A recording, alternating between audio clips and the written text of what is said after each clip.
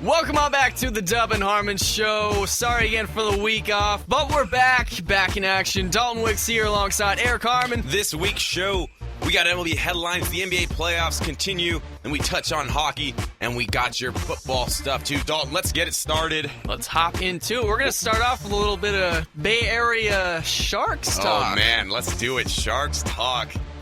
Man, yesterday was amazing. For more reasons than one, I'll just give you... For those of you who don't know, by the way, shout out to my man, Eric. It was his birthday. Yes, thank you. Appreciate it greatly. It was my birthday yesterday. And yesterday, Game 7 of the Sharks and Preds. I'm sitting in my house 3 hours before the game started. It's 3 o'clock. And the Sharks have a Twitter contest. They say if you retweet this, you enter for a chance to win 1 ticket to the game. So I retweet, and I also send them a tweet that just says, hey, it's my birthday today. This would be the greatest birthday present ever. Not expecting anything. An hour later, 4 o'clock. Get a direct message from the Sharks account. Congratulations, you won yourself a ticket to the Sharks game. Nice. So I'm freaking out, dude. My man. Yeah. So it's 4 o'clock. I'm immediately throw on clothes. I'm driving there. I'm there by 4:40. Get out in front of the stadium, 4:40. Walk over to the whale call. I'm like, okay, so these tickets, it's a single ticket. It might be standing room only. It might be upper deck. It's not going to be anything good. They hand me the ticket. I look at it. 8th row, lower bowl. I saw the picture. Quite a view. Yeah. Quite a view. Sharks are shot on my side twice. Like, the players were literally 25 feet away if they were in the corner. It was amazing. Just a great view. And then on top of that, the Sharks just killed in that game. Rolled over the Predators 5-0. It couldn't have been a better game. It kind of started the festivities for me last night. I went until 4 in the morning. So here I am. Got to go hard on the birthday, man. Yes. That's your night to enjoy yourself. Let it all go. And yeah, he got to spend it with his boys out in San Jose. Got the W. They're advancing on to the next round. And who are they going to be playing? The St. Louis Blues. St. Louis Blues. Funny thing is that these two teams, they're kind of known as squads that in the past made the playoffs consistently and have never been able to get over the hump. So now one of these teams is going to be forced to get over the hump. Somebody's going to be left standing this time. Yeah, it's going to be the Blues. Last time these guys faced off in a series, 10 to 15 years ago, there's a highlight play where one of the Sharks captains scored on a slap shot from halfway up the ice. So St. Louis Blues fans, they kind of remember that. They don't like us for that. Can't wait to roll them over on our way to the Stanley Cup Finals. Looks like the guy to watch out for over in St. Louis is going to be Vladimir Tarasenko, who's got 7 goals already in these playoffs, which no one else is even close on this team. He is their superstar indeed. You know, the final 2 entrants in the NHL 17 cover vote are actually Pavelski and Tarasenko.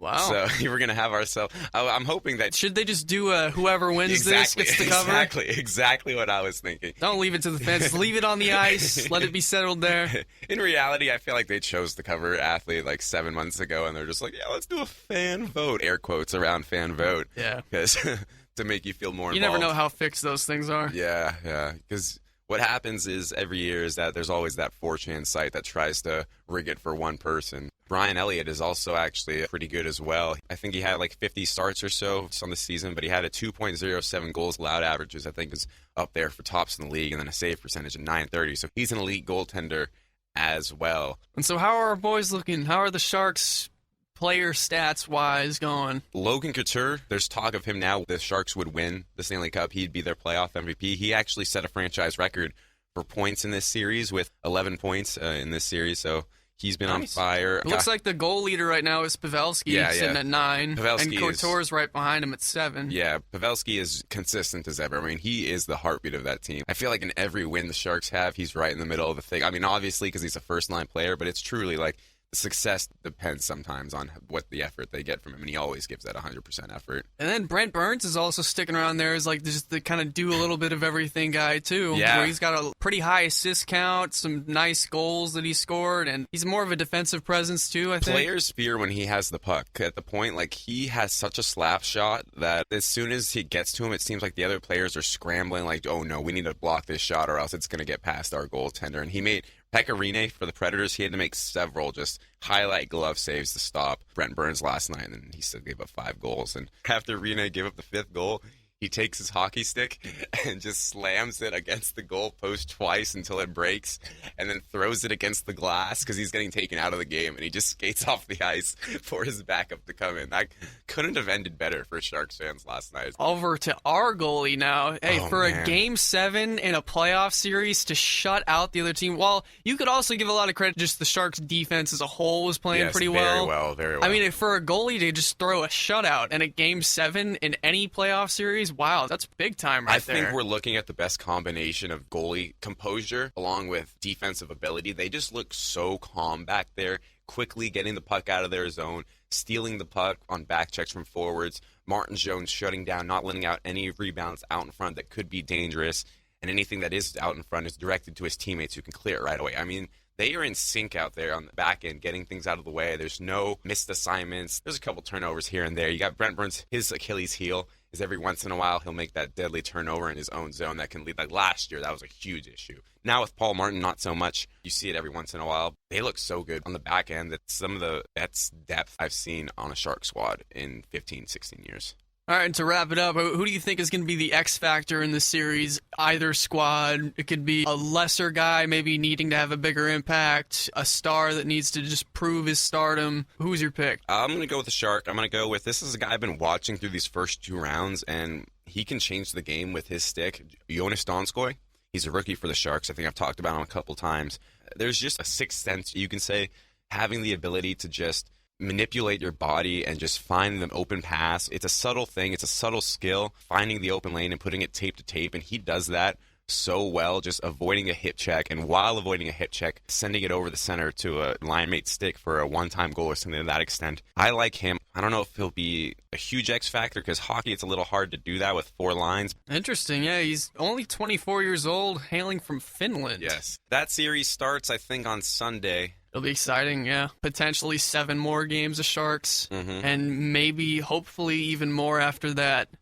Hopefully he doesn't even get to 7 games, and they can close that series out sooner and then advance on to the finals. Hopefully the Sharks and the Warriors play 8 more games each, so 16 games total. They win them all, and we get that double parade. Wow, that would be great. Can you imagine if they just decide to do some massive, insane parade just on the same day, I was or talking a about conjoined parade? Last night, I was like, okay, so the Sharks come up from San Jose, Warriors come down from Oakland. Where they're going to meet? They're going to meet right in the middle in Fremont. The parade's happening right out here at Ohlone, man. It's going to be going down. You got Pavelski and Curry just sitting at the front of the parade, just waving the trophies around and kissing to the fans and everything. That would be sick. That'd be too hype. I feel like the Bay Area might I think burn that'd to the break ground. the Bay Area. Yeah, it'd burn to the ground. So you got all the hockey goons going crazy, and then you got every woman for miles coming for Steph, and all it takes is one overturned cop car, and then it's going down. One more series starting on Sunday. St. Louis Blues, San Jose Sharks. I mean, this is the 4th time they've been here to the conference finals. They went in 0-4 against Calgary. They lost in 6 games. They went to Chicago in 10, I think. They lost in 4 games, and then they went in Vancouver in 11, and they lost in 5 games. So they don't have a lot of success in the Western Conference. Never gone to the Stanley Cup Finals. hopefully they can pull out a W and continue their success. But I think that's just going to about do it now for Sharks Talk. All right, now we're going to jump into a little bit of NFL news. Small little updates on the Raiders and some potential moves going on. It's not just the Raiders, it involves a few other teams as well. Though the whole Las Vegas issue has been a hot commodity lately, and recently there have been some reports that came out about the odds of the Raiders moving to Las Vegas. NFL owner update, it's now saying that there's at least a 50% chance that the Raiders will be moving to Las Vegas.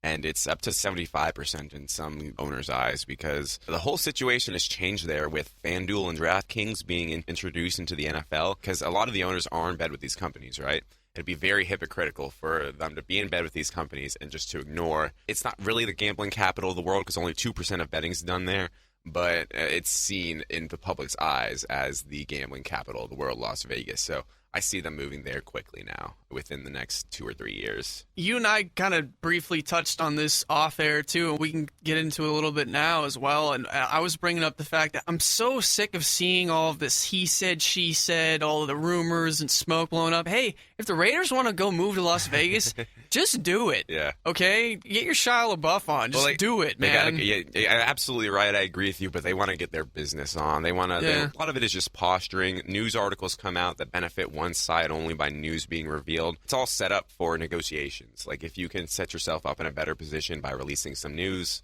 that's what they're going to do. So that's what we see most of the time, just smoke and mirrors. Like you said that earlier, smoke and mirrors. Like, it's exactly what it is. So who knows? Maybe the Raiders aren't moving. Maybe this is all BS, maybe. They're not the only team. Obviously, the Chargers are still, their future's uncertain and a bit murky. There was talks about them maybe heading with Kroenke over to LA with the Rams. Doesn't look as likely that that's going to happen now. I think the most likely scenario now is either for them to build a new stadium in San Diego, or now there's talks that they may be the team that heads to Las Vegas if the Raiders deal doesn't go through. So I think Las Vegas is really pushing for a team to get in there. They're also pushing for a hockey team too. They're building a hockey stadium out there.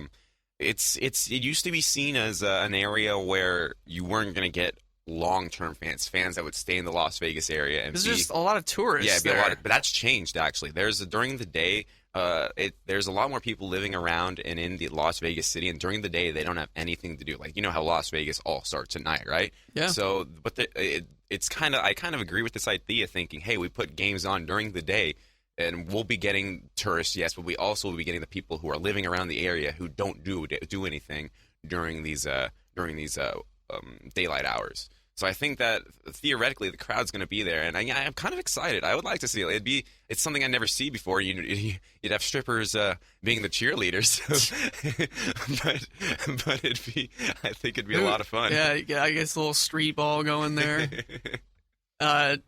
What I overheard not too long ago, which I think is a good point brought up, like you mentioned the fans and the fan base is totally cool, and that's one thing. Another thing that it can be overlooked in this kind of a move is the safety of the players.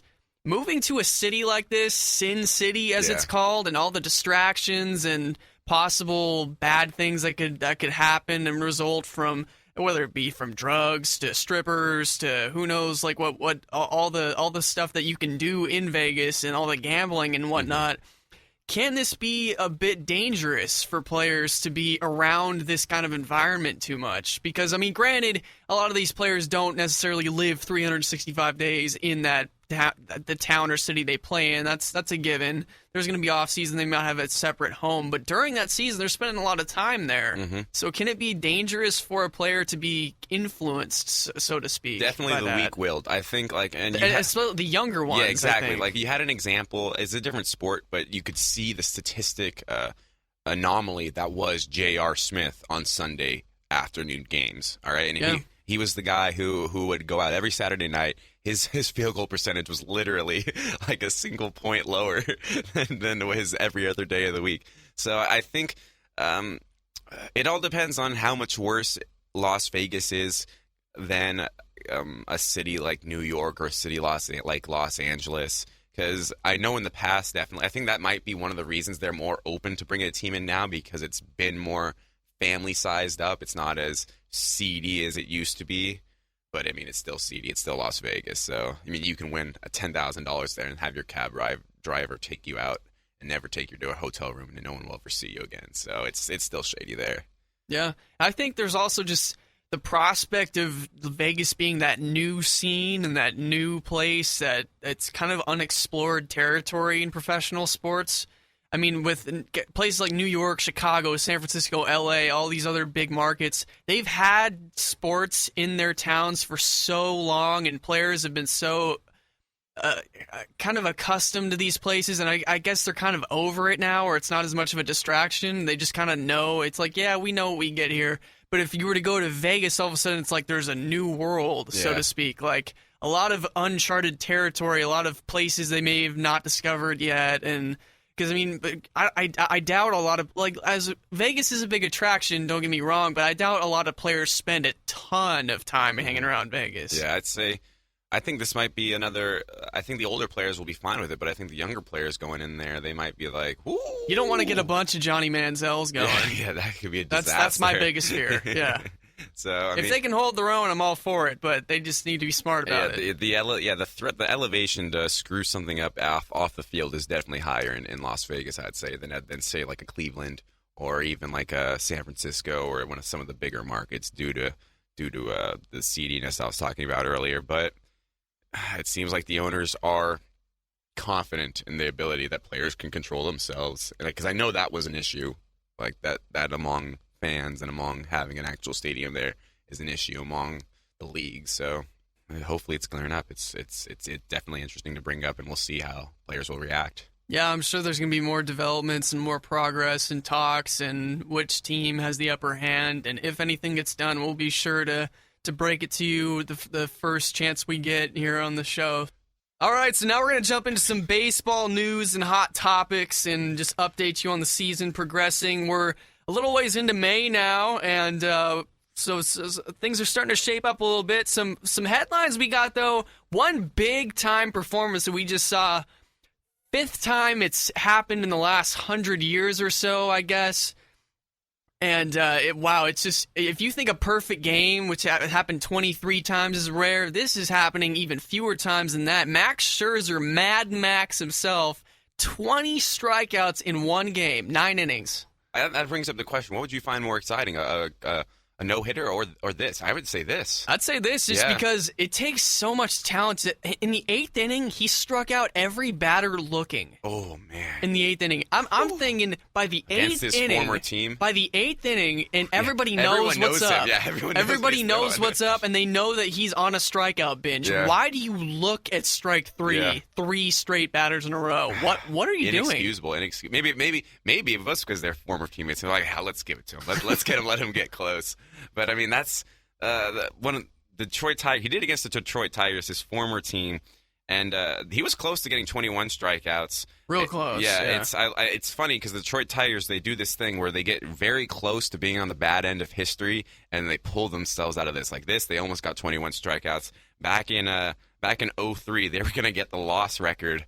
The most losses in a season, and they somehow won 5 out of their last 8 to pull themselves out from that with a huge comeback win, like from 7 runs down against the Twins. Well, they were able to do it. They saved themselves from history there. They did not save themselves from history here. Yeah. They did lose, and they lost in very spectacular fashion. And you got to say that other thing you mentioned off air real fast, so I can get back to laughing. So we just talked about briefly off air that Brad Ausmus, interesting enough, has been on the opposing side 3 out of the 5 times that it's happened. See, the only other guys to do this, Kerry Wood, Roger Clemens did it twice, and then Randy Johnson did it also. And now Scherzer becomes the 4th member of the club because Clemens did it multiple times. But Brad Ausmus, what are you doing, man?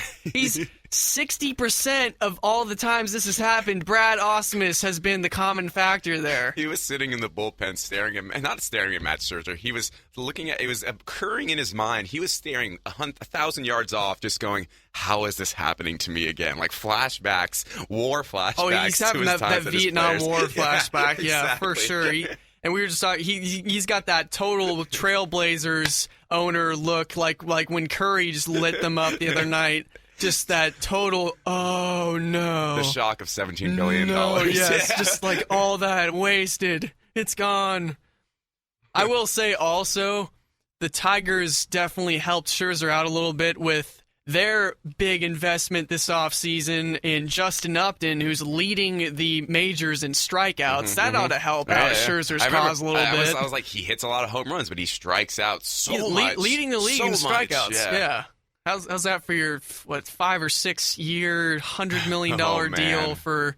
See, they got the $100 million deal working out fine with Zimmerman. He's been lights out so far, but Upton, far on the opposite end. I like how that matchup too was teams against or pitchers against their former teams yet. Yeah, that's Scherzer great to against see. Detroit, Just kind and of then- giving it to him, you know, like the, you miss me, huh? Yeah, because there's also that little like, hey, I know you, like, I know what you're gonna do out there. Like, they both know, like, it's that extra fold in the pitcher-batter matchup that I really like. That's also an interesting dynamic that you bring up. It's like, who has the upper hand? Is it because they both know each other? Is it the pitcher who knows the batter, or the batter who knows the pitcher? They got to bring out every trick in their bag, like, because they know like their moves. So you got to show stuff you've never seen before to really, really get someone. You wonder how much reverse psychology goes on there. If like Scherzer's sitting up there and Ian Kinsler's batting, and Ian's like, okay, so I know that he likes this pitch sequence, but he knows that I know that I know this pitch sequence, so maybe he's just going to roll with it anyway and think that I'm going to outsmart myself. 30 seconds of them just standing there trying to outthink each other before They're the sitting pitch there comes. reading each other's minds, going like, okay, what are you thinking? What do you think? Like, oh, they start staring at each other. Time out. Yeah, that's the pitcher battle. The pitcher batter matchup is like the beautiful thing in baseball. So it's whenever you can just add more complexity to it, I'm all for it. All for it. Yeah, so, I mean, Scherzer earning his dollars over there in Washington for the time being, still quite a bit of money left and length left to that contract. So, But hey, we love Mad Max. We love what he brings to the game. He's definitely a fiery personality out there on the mound.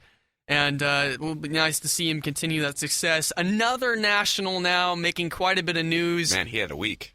Yeah, he had quite a week. Yeah, well, a little while ago, not necessarily this last week, but we have to cover it since we didn't get a chance to get him on the get a show going last week. Is a while ago he did sign a deal. Let's say his name, Bryce Harper. Bryce Harper. If you don't know who we're talking about, who do you think we're going to be talking about? The other national here. I mean, it's Bryce Harper. Ben Revere. He just came back from injury. He could be a spark plug for that team He's too. been so bad for them though. He's something like 1 for 25. Like, it's bad. A lot of talent there though. Yeah. I give him a little bit more time. Yeah, hopefully he's I take rusty. him. I take him over Michael Taylor. Oh yeah, Yeah, definitely, any day. yeah. But the big news with Harper is he signed this massive deal, largest by any MLB player ever, with Under Armour. I just can't believe that this dude. It's not going to be the only endorsement that he gets. He's going to be flooded with endorsement deals. You could be seeing him, the new, I don't know, Subway dude, or the new McDonald's endorser next to LeBron James, or like there's going to be tons and tons of opportunities for him over the years, and this is just the beginning. Agreed. It's a big steal for Under Armour. I mean, not a steal at this point, because Under Armour has made their have moves. the MVPs right now. Yeah, they do. Yeah, that's exactly what I was gonna say. They got Bryce. They have Steph Curry now. Have you heard that Kent Bazemore, Steph Curry, Under Armour story? No. Under Armour signed Kent Bazemore as an undrafted rookie. They gave him an endorsement deal, and they were sending him cleats. Like, they're sending him shoes. For 6 months, he wasn't washing his clothes. He was just tearing open a new bag of Under Armour gear and just wearing it, right? And that Steph Curry noticed that. He's like, wow, they're really hooking you up. Like, if they hook you up, how are they going to help me out? So Bazemore started talking to him a little bit and just opened up that connection between Under Armour and Steph Curry, and then the deal got made, and now Under Armour is Ken Bazemore set for life. Like, his kids are fine, his kids are fine, because he gave Under Armour their by far biggest athlete ever they might have. So that's insane. Ken Bazemore doing it big. Thank you, Baze God. Yeah. But that was my Under Armour story. And speaking of the shoes too, Bryce Harper will be having a cleat line, his own cleat line, dropping in around July time. It's about time. Yeah. So you saw Trout got his Vapors going with Nike, and last year I think those debuted, and now Harper's going to be the new shoe in town. Who do you think? Let's see. It's hard to tell because you can't really go and look at like endorsement contracts like you can look at team contracts, but I think that Under Armour and Nike, they're about to have an all-out war. Like on the, they're the two guys who are the two companies, and I mean, let's see who else could be in that list of MVPs. Who are the other? You know what? Never mind. We don't have to have this discussion right now. Well, you know what's interesting that could feed into that sponsorship war is I'm not 100% certain on this, but I swear that I heard not too long ago that the next jersey deal for the NBA is Nike, if I'm not mistaken. Once Adidas is up, I think Nike might already be in place to be the next brand on the NBA jerseys, and that's huge. And that's when they're bringing in the ads too. The ad on the jersey. That's when you're bringing in the ads on the jerseys. But not only that, but as far as selling the NBA merchandise and jerseys now that's if that all becomes Nike, Nike's just gonna completely take over again. Remember when Adidas used to be? I don't want to say big, like big, but they used to be a contender in that brand war, and I feel like over the past 10, 15 years, they just haven't gotten the names. They could be the death of them if they just totally flop out of the NBA picture and they no longer have that exclusivity, and they're losing the endorsements to Nike and Under Armour. MMA's got Reebok. So, even Puma and stuff like that. Those kind of companies are stealing guys from them. I don't know where Adidas is right now. It's just kind of 10-year extension on his deal, $1 million annually. I think that will go up. I think $1 million might be a little like $1 million base contract. Probably a starter. Yeah, exactly. Might be incentives. Might be exactly. Based on his play and stuff like that. I wouldn't doubt it. Yeah, or the amount of merchandise he sells or stuff like that gets him up exactly. So. It's a big deal for Under Armour, big deal for Bryce Harper. But it's not the only thing that happened to Bryce Harper this week. Yeah, some controversial news with Bryce Harper. Well, I mean, he's been at the center of quite a bit of controversy. He's not even 25 yet. Last week, he was seen on camera after he was... Okay, it all started in the 8th inning. It was Danny... Give me some context. I don't know the context. Danny Espinosa is batting, and apparently the umpire was just not having one of those good days, where the guys are letting him hear it. And so then there's a high curveball that doesn't quite break down in the zone, but he rings up Danny Espinosa as a strike 3. Mm-hmm. And then from what Dusty Baker recalls, they interviewed him after the game, and Dusty said that the entire Nats dugout, and you can kind of see it on camera too, the entire Nats dugout got up on the rails and was letting the umpire hear it. So it's like you're not going to inject the entire team. Yeah. And Dusty also said that Bryce was among those guys that got up and let him hear it, but Bryce, in that moment, wasn't letting any expletives go. Yeah. But apparently earlier in the game, Bryce was jawing with the umpire a little bit. Okay, well, so jawing is fine. I think that's... Yeah, there was some pre kind of like tension building up there. Yeah. So I think maybe you could see this as the umpire was just trying to send a message and single out Harper as one of the guys and just like send a message saying, "Hey, shut up! I'm sending your best player to the showers. All of you sit down or whatever." Oh, he got ejected. I forgot about that. He got ejected. And so then the next inning, Clint Robinson hits a walk-off home run in the 9th inning, and Clint Robinson rounds the bases, and the team all heads to home plate to go do the crowd around home plate and start doing their little party and dance and everything. But Bryce Harper returns to the field, which apparently you're not allowed to do. That's an immediate fine and suspension, I'm pretty sure. Yeah. And so, and by the way, Bryce Harper was suspended for this. Appealing it currently. Yeah, but for what did happen, I think it wasn't so much of him coming onto the field and after he was tossed. Caught on camera, not too long later, he was very clearly and blatantly seen mouthing the words, fudge you to the umpire. So he's heading towards the huddle. This was my favorite part. He's heading towards the huddle so obvious to go celebrate it. But then Harper sees out of the corner of his eye that the umpire is sitting there, and then he just turns straight towards him and lets him have it. Points his finger, all out anger. Yeah, and like he did it like a boss too. Like it was savage. It was savage. Like only Bryce Harper gets away with doing that. Because what did the umpire do? He just turned around and took it. He just took it. Like if there's another mid-level guy that does that, maybe the umpire was like, "Hey, what do you think you're talking about?" But no, Bryce is like, "Nah, dude." The look on his face, I'm giving it to you. When he turned around, was just like, "Oh man, I look so dumb right now. Like this is so embarrassing." Like, because he was getting full. Like you had to think like he was just like, hopefully this doesn't get caught on film when he doesn't know that the entire exchange is being intimately recorded and it's gonna be great to watch. Like that just has to suck. So it has, unfortunately for him, kind of put his name back into the spotlight of, whether he's an ideal role model right now is like, because whether he likes it or not, is kind of like the face of the MLB right now. Yeah. I mean, it could be kind of split up as like Trout in the AL and Harper in the NL. they're kind of like the two big superpowers right now Yeah. in both leagues. But Harper, for the most part, is seen as like the guy, especially him playing in the nation's capital and everything. That just adds to it. And it kind of raises the questions of a lot of older people, and they don't like his attitude because their kids are watching him, and they want their because it's undeniable. Every kid wants to be like Bryce Harper. Every baseball player, young guy, they love Bryce Harper. They want to be Bryce Harper because they just envy his fame and his rise to superstardom. So I mean, a lot of parents are just worried about his Puig I guess antics and flair. Me personally, I don't have much of a problem with it. I usually don't. But I'm not gonna lie. This is the first time where I was just like, wow, this is kind of crossing the line for me to just so blatantly like. It's just I guess you're feeling so angry, but at the end of the day, it's like it's a respect thing. Just to say like the way he did it, just all out blatantly, like yelling in his face, just pointing at him. Like I at one end I loved it. On the other end, I can just totally see why it's not like. You're like you said, it sets bad example. Like I usually tend to overlook the youth argument, but the truth is that baseball players if he keeps acting like a snotty punk, baseball players they'll pick up on that a little bit and they'll be like that snotty punk elitist sort of thing. So and that's not good for the lower levels, but for baseball or for the MLB, I should say, it's great having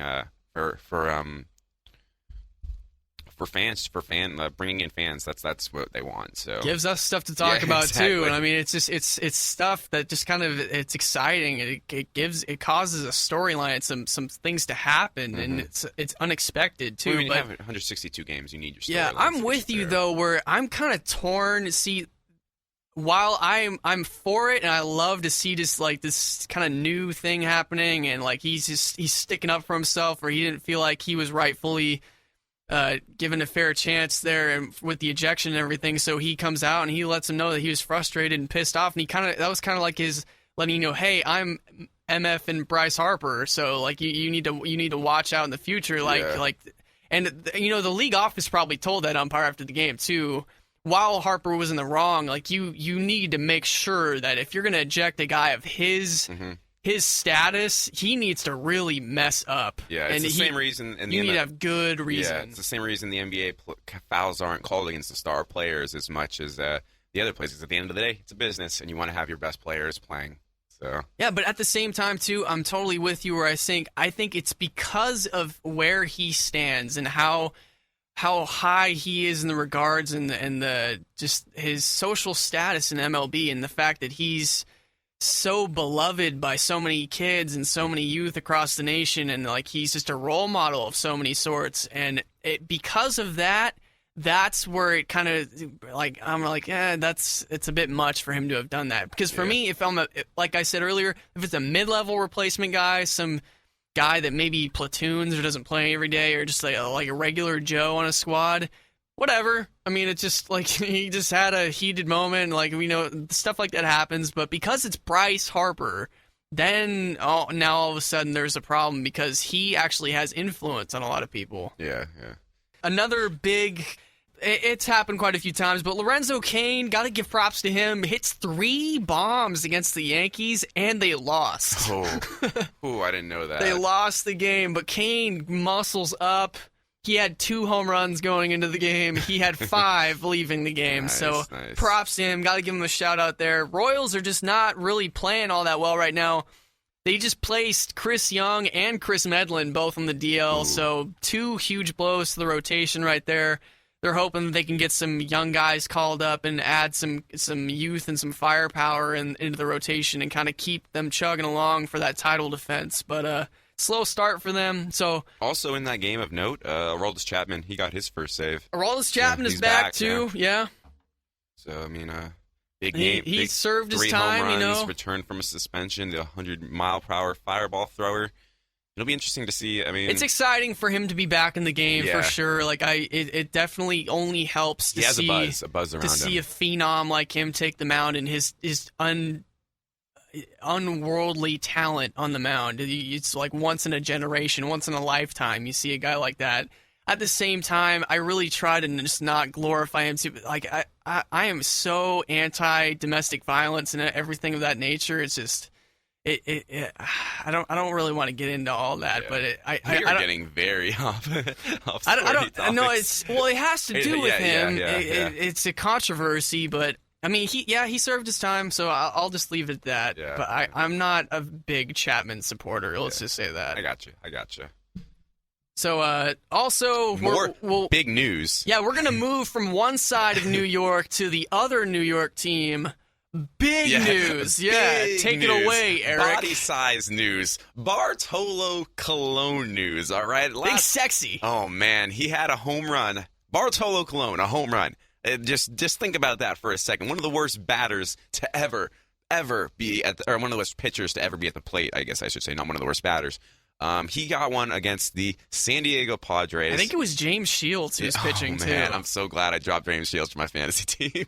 If you do that, I'm dropping you right away. But it took him hit his home run against the San Diego Padres. The thing I loved about that, it being in San Diego, meaning there's no Padres fans there, so everyone was rooting for the Mets. So it was basically a home game, and everyone just went crazy when he hits this home run. And then it takes him 30.5 seconds to get around the bases. And in the American, I've listened to most of the Spanish broadcast of this and the American broadcast of this. And the American broadcast, one of the broadcasters goes, "Well, this is the slowest trot I've ever seen around the bases. But really, I just think that's how fast he can run." And he just, you were saying the entire bench cleared. They left the dugout after he hit it, right? Yeah. No, they all evacuated to the clubhouse. They all pulled the whole prank of like leaving the dugout empty when he comes back in. Yeah, and then they all just attacked him once he came in. I love that. It was great. You would never think to see that from Bartolo Colon. I mean, he just keeps providing too. And I know he talked. People don't care that he did steroids because he's fat. I'm just saying it right now. That's fact. Yeah. No, I did see that online the other day too. There was some article I think I saw on Yahoo or something that said, Bartolo Colon, America's most beloved PED user. Yeah. And I do remember that. I think it might have been for 50 games. Was it with the I might have been with the A's when he got busted for the PEDs. I thought it was early on in his Mets career. Maybe it's been twice now, but No, it's only been once. It's only been once. Okay. Once. It's been 50, I think it was with the A's. Okay, I'm not entirely remember. sure. Yeah. Don't quote me on that. Yeah, but but he's another guy.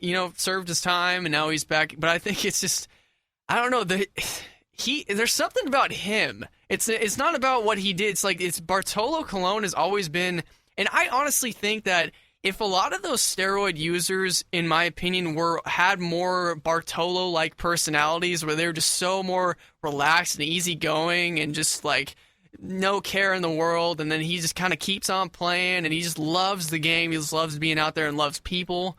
I think I'd be a little bit easier on them, and he's just so likable. Yeah, I think that's the big thing there. I love his career track because he had like a normal career track, 10 to 12 years, and then he kind of fell off. He was already falling off in the back end of that. Like no one really heard of him, and then he had this career resurgence, possibly help PEDs. Okay, but oh well. He had this career resurgence, and like he's just this old guy.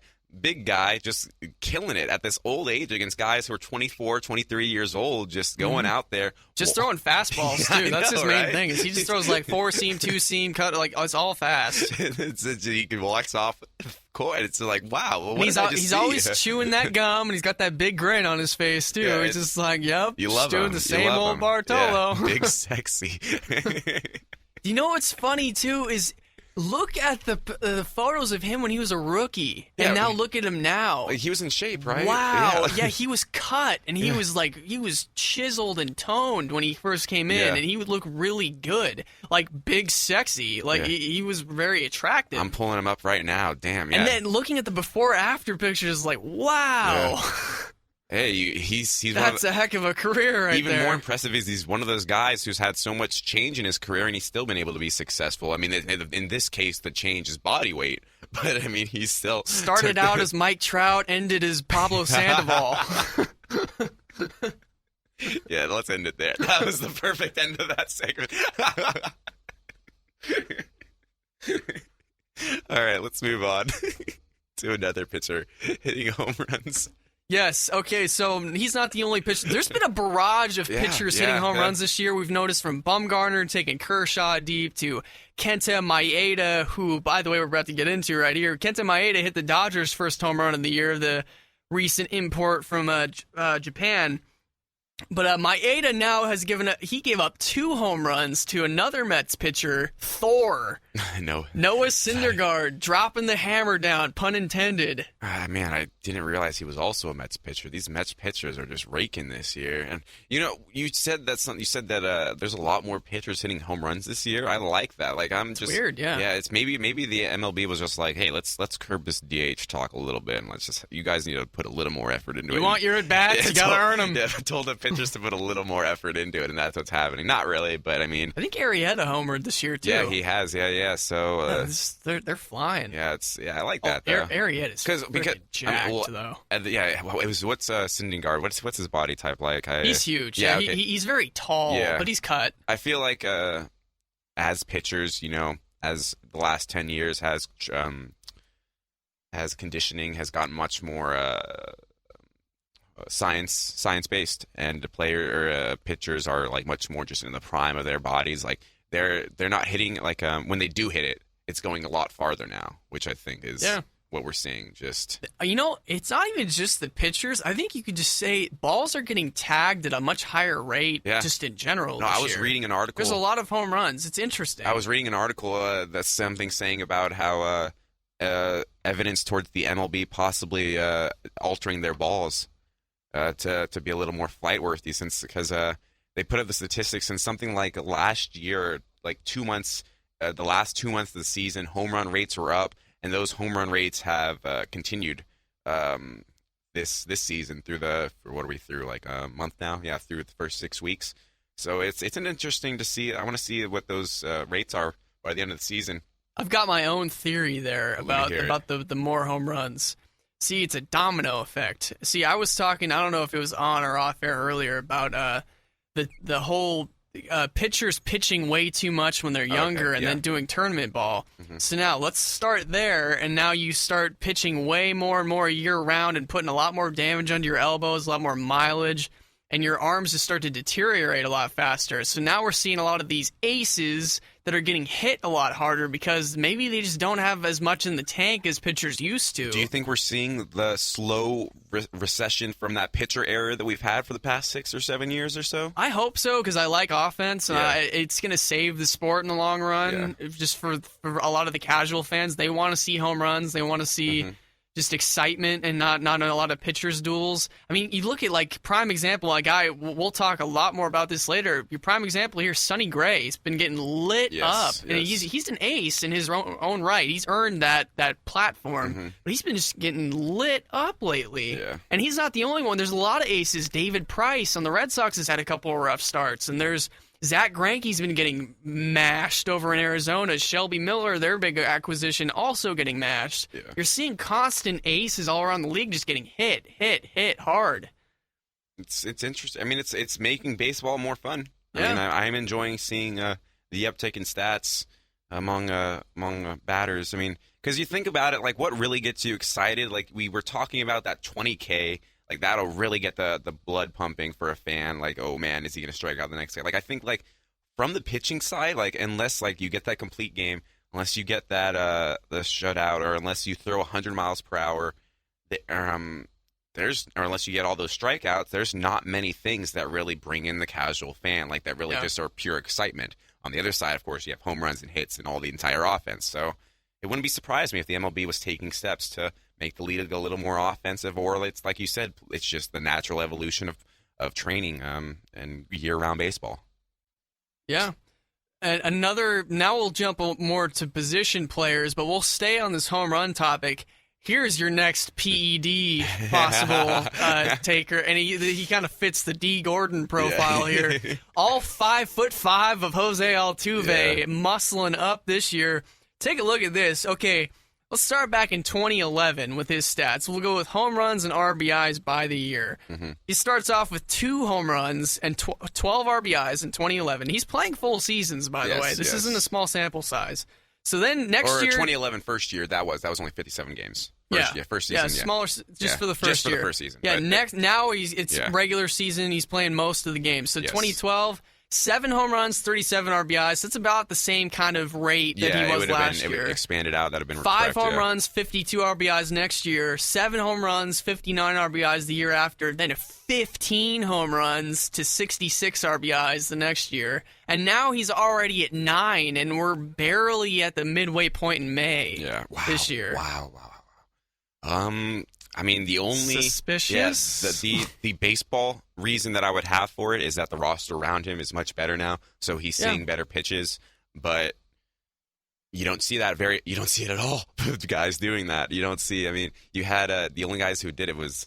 Or I shouldn't say the only guys, but the other guys you think of there was some guy named Brady something in '97 who went from maybe like 4 or 5 home runs to all of a sudden hitting 45 in a season. You knew it was steroids because there's no other explanation for that, but that's the precedent you set for guys like this, and that's why you think steroids right away because it never happens. Yeah.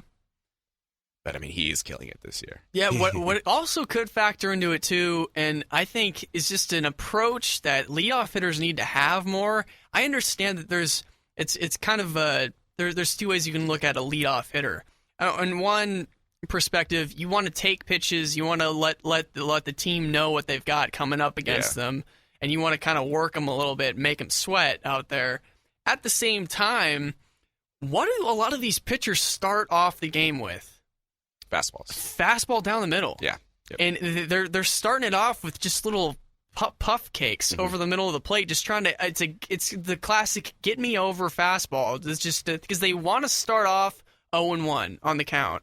It's a bit of a taboo though, swinging at that first pitch. Like you see, like when guys do swing at it, they get kind of like they hit it, if they miss, if they get out, they're just like, why are you swinging at the first pitch? Like you need to see more pitches. Yeah. So I mean, I could see why players are just kind of in that security shell of not wanting to go after that first pitch. Maybe Altuve's figuring it out. Yeah, maybe his coach just said, hey, do whatever the hell you want. You're good enough. Be aggressive. Be aggressive.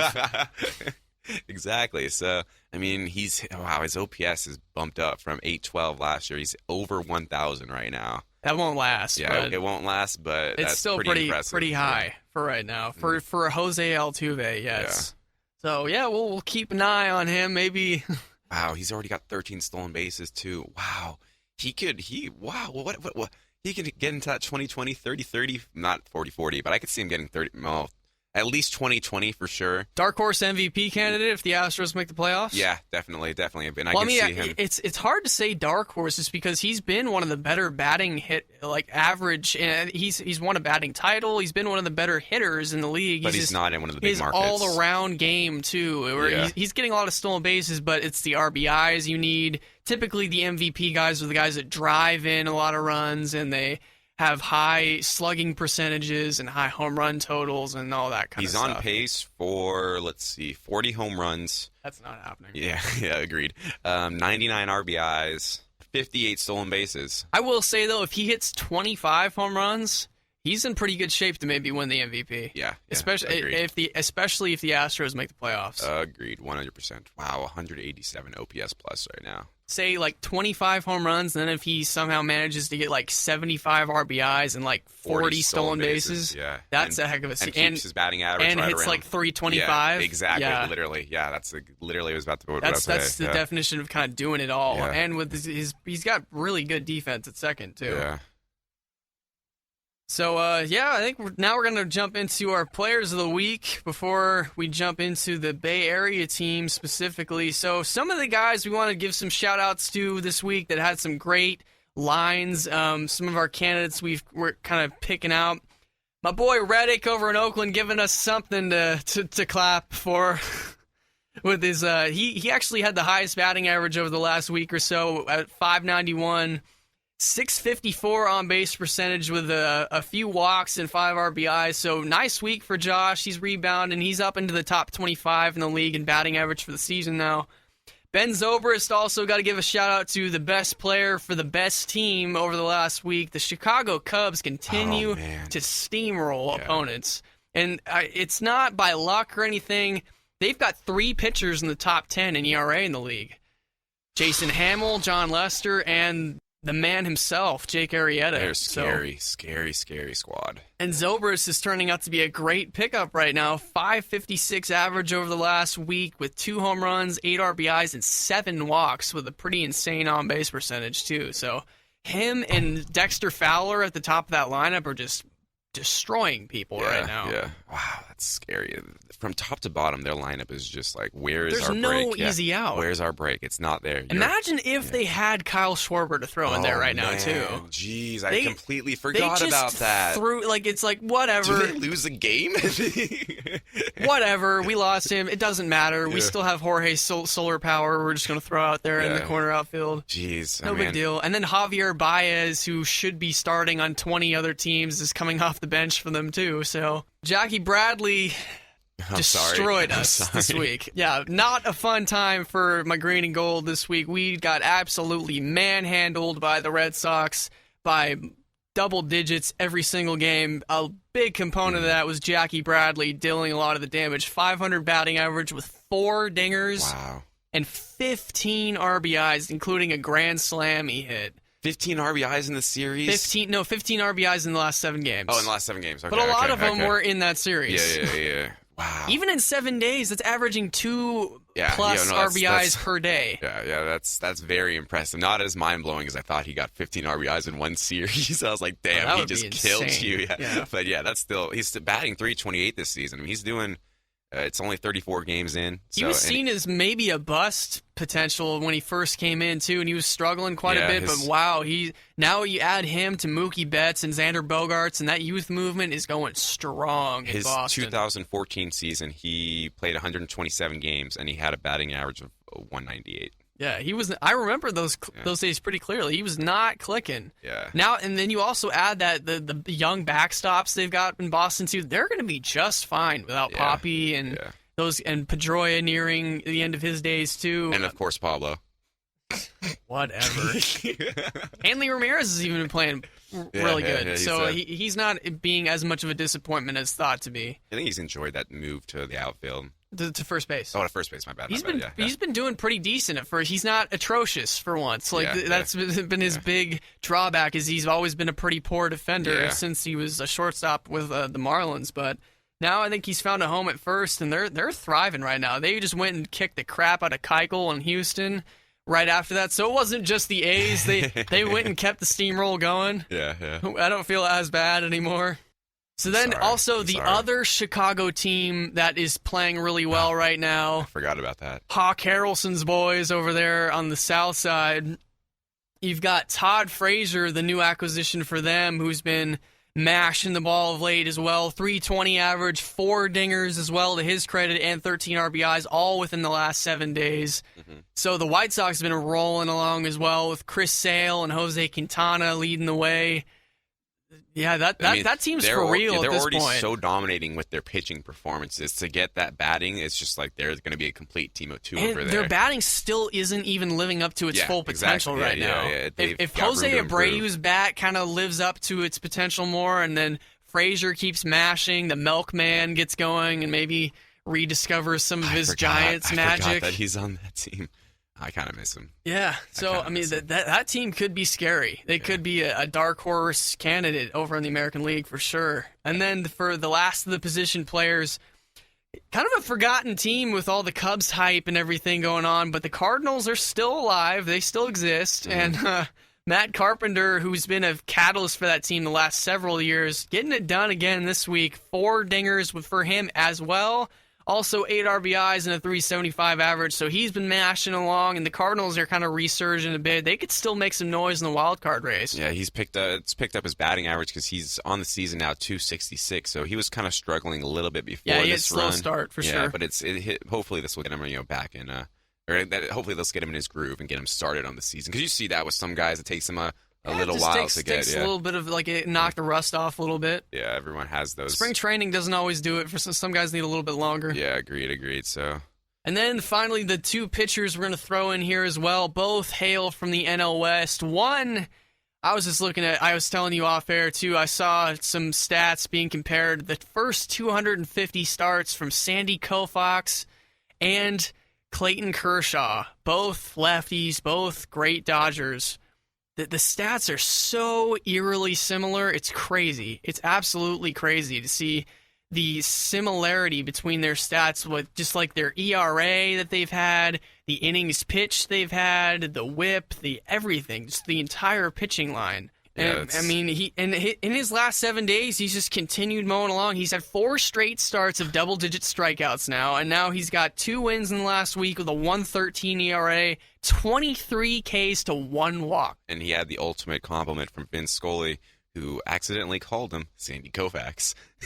That might be just because Vince Scully's nearly 90 now, too. Yeah, but he's so still good at what he does. Like, and it brings up that when we talked about a long time ago, too, where I don't understand what it is about. It has to be a mental block for him in the playoffs. Oh, Clayton. Oh, yeah. With Kershaw in the playoffs, I don't understand because he has all the talent in the world. Mm-hmm. And it's just for some reason when playoff time comes up, he's just like something mentally with him just totally clicks in the different direction. He's the Kyle Lowry of the MLB.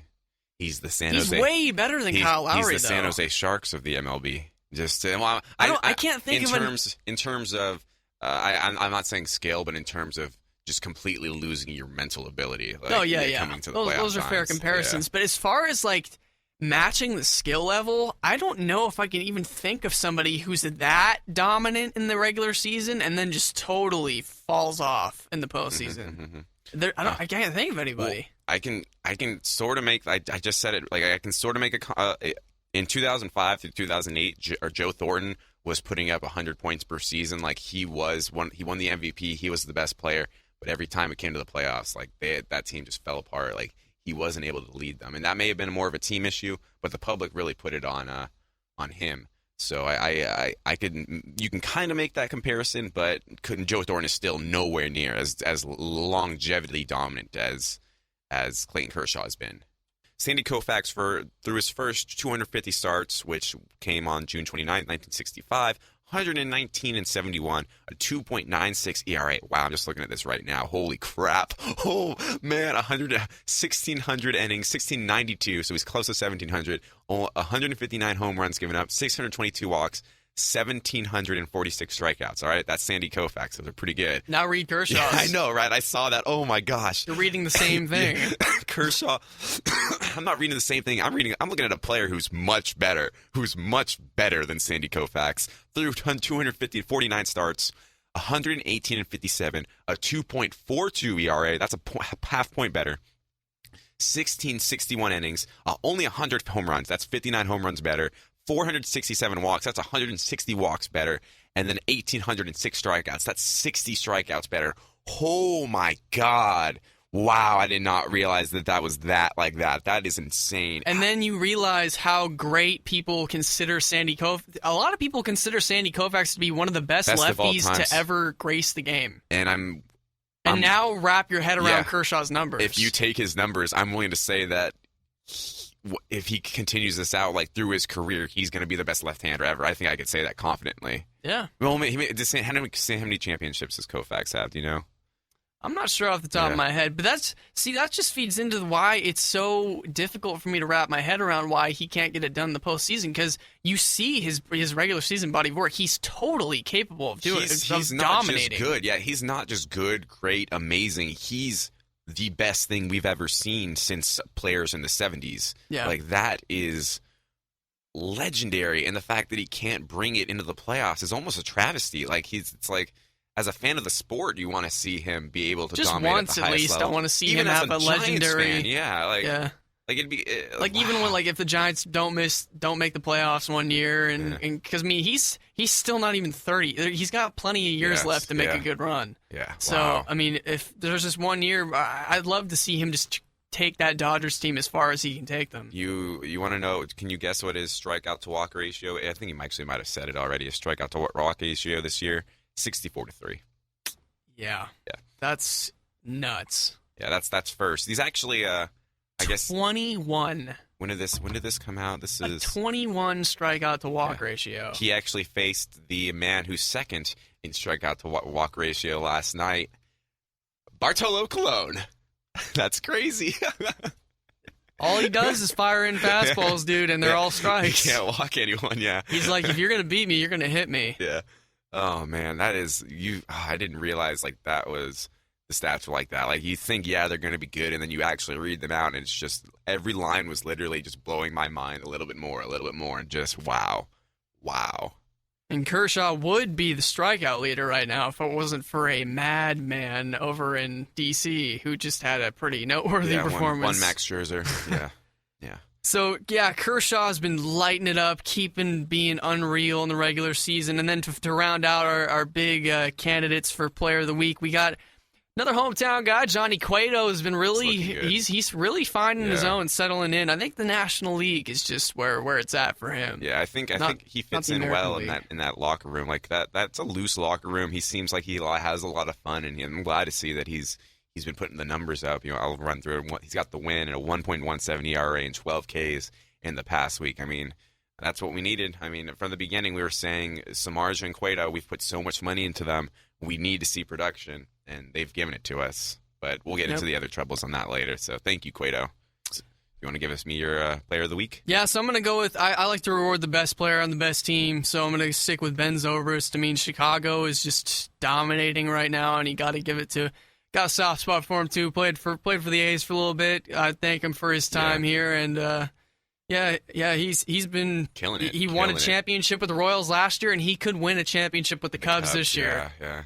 Man, that'd be a fun ride for him. He'd be like I don't know, there's this player in hockey, I think I might have said something earlier. He was playing for one team, lost in the Stanley Cup Finals, went to the team that won the Stanley Cup, and then lost in a rematch against the team he was just on in the Stanley Cup the year later. Yeah, so this is the opposite. This is the Ben Zobrist going to teams and actually getting the win, but good choice. He killed it this week. Wow. I'm going to go with someone no one on this list at all. And I've already said his name several times, but I've just enjoyed this week from him so much. Is he sexy? He's big sexy, man. Bartolo Colon. Like, I've had so much fun with that run around the bases. Like, did you know that if they gave Bartolo all of Barry Bonds' home runs and he had that 30-second trot, he would have been trotting for 6 hours and 30 minutes, 6.5 hours of trotting. Like I mean, it's kind of like, okay, what does that mean, Eric? One of those odd stats, but I mean, it shows how slow he is around the bases and how much of a majestic trot it is. Oh my God, it was amazing. So Bartolo, congratulations on your big week. You're second in the strikeout to walk ratio as well. So that kind of I'll throw that in there. So I don't really care about that though. I just am giving it for the home run. And one of the greatest moments. They said on the broadcast it was one of the greatest moments in MLB history, and I kind of completely agree for just how fun it was. We all love Bartolo. Yeah. So congrats, Bartolo. All right, now we're going to jump into the Bay Area teams. We got first up a little bit of Giants talk. So, I mean, let's just face it. Right now, the NL West is kind of a crapshoot. Oh, definitely. The Giants were in first at 500. Yeah, and the Dodgers are barely holding their own above 500 too. I mean, it's just like it's kind of a dogfight between who's going to finish with that like 2 games over 500 to win the division, kind of like it was way back in 2010, I think it was, where everybody just sucked and it was just a battle of the mediocre teams. But so it's been a struggle. So I mean, the good news is it's wide open, and if Cueto keeps pitching the way he is, Bumgarner rises up to Bumgarner status, and Samardzija pitches pretty decent, which he has been pretty above average, so to speak, to this point. I mean, they could carry this team into the postseason, but I mean, the back end rotations are just continuing to hammer this team. Peavy and Kane still sitting at a combined 7.58 ERA. With 102 hits allowed, 14 home runs allowed, and a 3.35 opponent's average. I was saying this earlier before the show. I think I said this last week too. Like, I think we're on the leash at the end of the leash for Matt Cain. Jake Peavy, I think the leash is a little bit longer, but Matt Cain's been so bad for so long now that he might have 1 or 2 starts left before if he can't get through 5 innings, then just get out of here, Cain. Like, but the thing is, you were saying it earlier, he's making so much money still. 20.8 or 20.08 this season and next season, and then he's got an option in 2018 with a $7.5 million buyout. So, oh man, why? Okay, so while we just pointed out the negatives right there, let's let's make some solutions here. Okay, if we're the GM, what are we doing to rectify the situation? What are we going to do to fix the Giants' rotation right now? You got three options, all right? So you have trade. Trade is one option, and they don't have a lot of. I don't see that being viable for them right now. Give me the options, and then give me description behind it. Like, what exactly are you like? If you're going to look for a trade, how are we going to get that trade to get that's the thing. done? We don't have. I don't think we have the minor league assets right now to make. It is a 4 or 5 pitcher, so we might have the assets, but I just don't see acquiring a pitcher via trade at this point. Like, I mean. We did do that last year with Mike Leake, but I mean, we keep doing that, and we keep giving up the cupboard for guys like that. So I don't see that being. But then we have free agency, which is, I'm a little particular towards that since there's one free agent that I kind of want to see come back to the Giants. His name would be big time Timmy Jim, Tim Lincecum. And then the third option would be calling up someone. And which they just did. That is what they did. They did just bring up Blackburn. So Blackburn's one of their bigger prospects. And he's had a bad season this year too. In the pitching department, it's more about potential with him and not so much. He was good last year. Last year, but this year, I think they're maybe hoping he just can kind of find something that works. Because I mean, Chris Heston was kind of in that same sort of boat where he wasn't blowing people away when he was down in the minors too. He wasn't really even like a top pitching prospect of sorts. He was just kind of a guy up for a cup of tea, and then he just kind of stuck.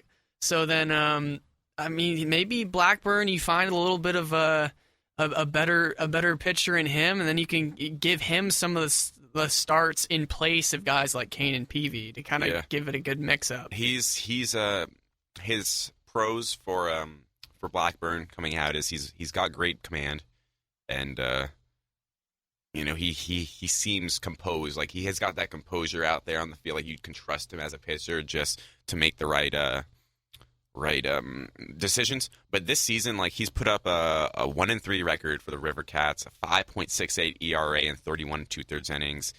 He's given up 5 home runs, walked 10, struck out 23. 3 of those 5 home runs he actually gave in his last start too. One of the worst, like bad. But I mean, on the flip side of that, he was one of the best pitchers in the Pacific Coast League last year with one of the best ERAs. So if he can find that stuff that he was throwing last year and just build on that, and Bochy can, he's not going to be starting, right? He's going to be in the bullpen to start off, right? Yeah. So Bochy, I trust Bochy to make the right decisions, to make his guys feel comfortable, even though last night, I don't know if you saw Santiago Casilla. Blew another one. Yeah, and he got pissed too. He actually didn't blow it. They took him out before he had the chance to blow it. They were up 40. He gave up 1 run, and he had the bases loaded, so they took him out. It was the night before he blew it. Yeah, it was the night before he blew it. Yeah, the night before he blew it. He gave up the home run to. Yep. I forget who they were playing, but he gave up a solo home run. I remember. As soon as I picked him up on my fantasy squad, he blew a save, and they got Michael Saunders. It was the Blue Jays. Yeah. So obviously, I did that to the Giants, and I apologize. I will drop Santiago Casilla immediately so he can get back to his production. But back to actual serious stuff.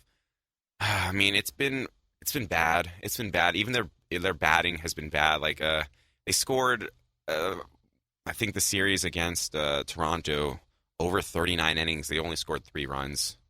Like, they've been historically bad. And let's see. When you look at their success in the playoffs in the recent years, it's been because of their pitching for the most part. Yeah. And this year, it's been quite the opposite, where the hitting's been carrying the load a lot of the time. But it's still not consistent. You wonder if the hitting is capable of carrying the team the entire season, though. I mean, you've got very talented guys. Hunter Pence has got a lot of talent, one of the better corner outfielders you could have, and as far as his presence in the locker room and everything, he's great. Posey, can't ask for a better catcher. He's the best catcher in the game. Yeah. And there's plenty of good pieces. Pagan had that really torrid start. Panic's been hitting the ball pretty well. Belt's had a great season. Yes. A fantastic season. So there's plenty to like right there about the hitting. It's just getting it all to click together. Yeah, and then they've got to keep backing up the rotation when they falter. Yeah, that 4 games, they left 30 runners on base, and they had a 173 batting average. Like, it's bad. They did get on base. They've walked 18 times, but The good news is that their batting average on balls in play, if you don't know what the stat is, this is a stat that usually sits around 300 for 300. And if you're below it, the idea is that your batting average will get better as time goes on and get to that 300 mark. And if you're above it, your stats will come down as it hits that 300 mark. They're hitting at a 223 batting average balls in play. So that's an encouraging sign that that's all going to go up. But right now, it's bad. It is bad. You mentioned the Lincecum Showcase. He's narrowed his teams down, his selections, his preferred destinations down to the Chicago White Sox, the Los Angeles Angels, and, of course, the San Francisco Giants. Now, to be fair here, the Giants, they've been pretty vocal about it, is they do not see Tim Lincecum as a starter. They only view him as a relief. I think the big decision is going to be if he comes back, he's going to need to accept that bullpen role. And the question is he going to want to pitch out of the bullpen, or is he going to try to come back onto a different team and think he's a starter? I think I read something that he'd prefer to be a starter, but he said that if he has to start from the bullpen to gain the trust of a coach, he'd be willing to do that. That's encouraging for me. We're talking about a guy who's going to be at best a 4 starter. But hey, right now that's what the Giants, that's where their issues are. So, I mean, it's a hope. The odds are very low on this one. We'll see how that plays out. We'll cross the bay now over to the even more disappointing side. Just to put it bluntly, the A's got their butts handed to them over in Fenway. They got completely demolished. Bad experiences over there. Boston, they went and messed up Dallas Keuchel, reigning Cy Young winner yesterday too. So they're just on another level right now. They're beating the crud out of everybody they play. So I don't feel as bad. They scored 13 runs or more in 3 straight games, I believe. Yeah, it was 7-14 in Game 1, 5-13 in Game 2, and 3-13 Game 3. It also goes back to the game before that, too. They lost 3-11 to the Orioles. They've been outscored 18-51 in the past 4 games. Big key here for the A's, and it's funny because it's PV and Kane for the Giants. It's the entire rotation other than Rich Hill for the A's. Yes, Rich Hill, my man.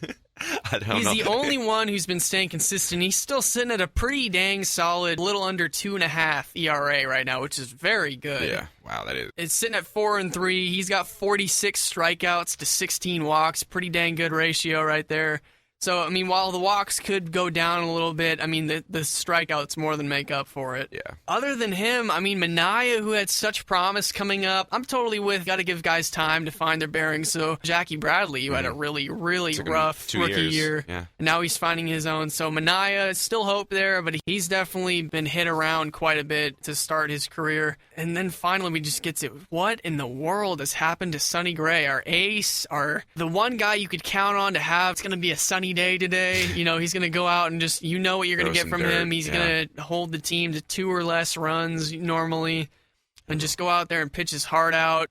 The velocity's still there. The command's still there. I just don't understand what's happening with him. It's just a matter of better locating his pitches. He's got to get more confident back in the way he was doing things previously. And after that first beating, it might just be a psychological thing where it's just kind of all snowballing on him a little bit. He's enduring his first huge, long, rough patch. What year is this in him in the MLB? 4th year. Just maybe teams have figured him out. That could be a reason. I mean, he's been good, but maybe the game plan is just a little rounded out on him now. Could be that. You hope it's not that. That could have further reaching implications, but I'm so sorry, man. Yeah, me too. Good news, though, not to be all negative on the rotation front at least. Henderson Alvarez is getting closer and closer to returning.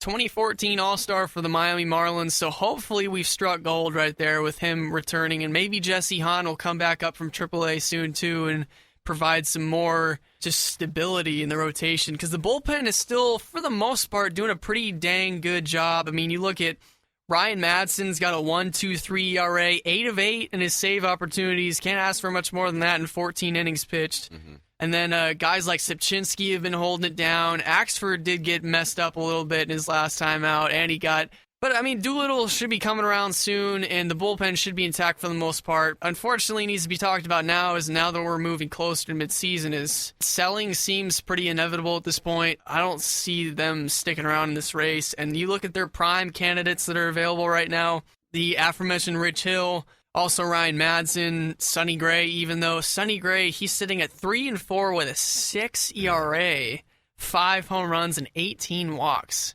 That is very un-Sonny-like. I mean, he actually has always had a little bit of a problem with walks. That's my biggest issue with this rotation right now is they're walking way too many guys. Got to throw strikes, guys. So we're 35 games into the season, but if Sonny Gray turns it around, but the A's still stay in a position where you don't think they're going to make, you still think that they'll move Sonny Gray? My Sell high theory on was him? always that he was going to get moved this next winter, just because of, He's especially, nearing the end of his... you know what the big domino effect was there was, we didn't even get to this actually, some other news that we need to touch on real quick, other Washington National news. Steven Strasburg signed an extension. Oh, yes, he did. Yes. He did sign an extension, and the big effect that is Steven Strasburg was the only potential number one arm option on the market this winter. Now he's gone. All you've got left, now you just got a bunch of 2, 3, 4 starters left on them. There's no aces on the market. So now trading for an ace, now all of the leverage goes to the teams that have those aces that can be traded for. So Billy Beane's sitting in a prime seat right now. Yeah, definitely. If Gray doesn't turn things around, his value is going to diminish a little bit. He's still got youth on his side, but it's not looking good. The other candidates, of course, the A's could be looking to deal. A couple of the position guys, you've got Jed Lowry and Josh Reddick are two of the big ones, as well as Danny Valencia, who just came back off the DL. Jed Lowry's and Josh Reddick are both hitting 300 right now. Reddick's hitting the cover off the ball lately. We mentioned his recent week. He's been having a great week, 14 walks in the season, which I think is outstanding. He's been walking at a great rate. 17 ribbies for Jed Lowry, too, as well as 5 doubles. Those guys are pretty close to being gone. Yeah. I think there's a good, solid opportunity for a team to swoop in and grab those guys for the right cost. Yeah, it's going to be another check what your return is. I mean, I know A's fans are just they go through their minor league system. They know every player on their minor league system because they know, all these guys are gathered from these big trades that they make, and they're so important to the A's future and just developing these players. So it'll be interesting to see what the returns are on these guys and just... Yeah, that's what makes it frustrating, too, I think, honestly, from being one of those diehard fans and seeing... When you look at a guy like Manaea coming up, and Manaea was the guy we got back, he's the guy we wanted in that Zobrist trade when we traded Zobrist to the Royals. And so for us fans to find any kind of solace or any kind of happiness or being okay with these trades, we need to some results from these guys that we're getting back. And then when you see Kendall Graveman kind of fizzling, he's just not the guy we thought we were getting in the Donaldson trade. And then, we also saw Sean Nolan, who's not even with the team anymore, come in the Sean Nolan trade or in the Donaldson trade. And then Franklin Barreto is pretty much the only hope we have left from that trade because Brett Laurie was the other guy. And now he's in Chicago. So, Franklin Barreto, who's at AA right now, is our only hope left from that deal. And then Manaea with Royals, you need to see these guys come up and say, hey, that trade was worth it. I think it's a little tumultuous, I feel being an A's fan, just because they make so many moves. I feel like they make a larger amount of trades than most teams in the league to get these prospects. There's just guys always rotating in and out. It's hard to really get behind a guy because you never know when he'll be gone. It's a revolving door. Yeah. All right, and our last topic we're going to jump into for the day is NBA basketball playoff updates on getting you up to speed on what's been happening. Hey, we got to just sit here and once again, congratulations to Stephen Curry, unanimous MVP selection. Wow, that's a great ring. Yeah, that's... Back-to-back MVPs. Congrats, man. Congrats. Killing it. Oh, man.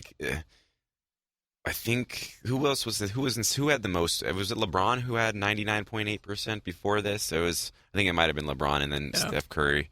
Yeah, you had a little issue too with LeBron saying, you see the quotes that LeBron put out on Steph about MVP? He basically did there's a difference between most valuable player and the best player. I think he was questioning. There's different interpretations to what valuable means. Yeah. I think. Yeah, I can kind of see it, but I can also see him just trying to throw shade to stay relevant. So it is what it is, whatever. Yeah. But yeah, he had a great comeback, dude. That comeback from that injury, he started slow, and it was just what a night. Yeah, that was one of the best performances. If you don't know what we're talking about, it was the performance against the Portland Trail Blazers that had the owner himself just in total shock and awe. Yes.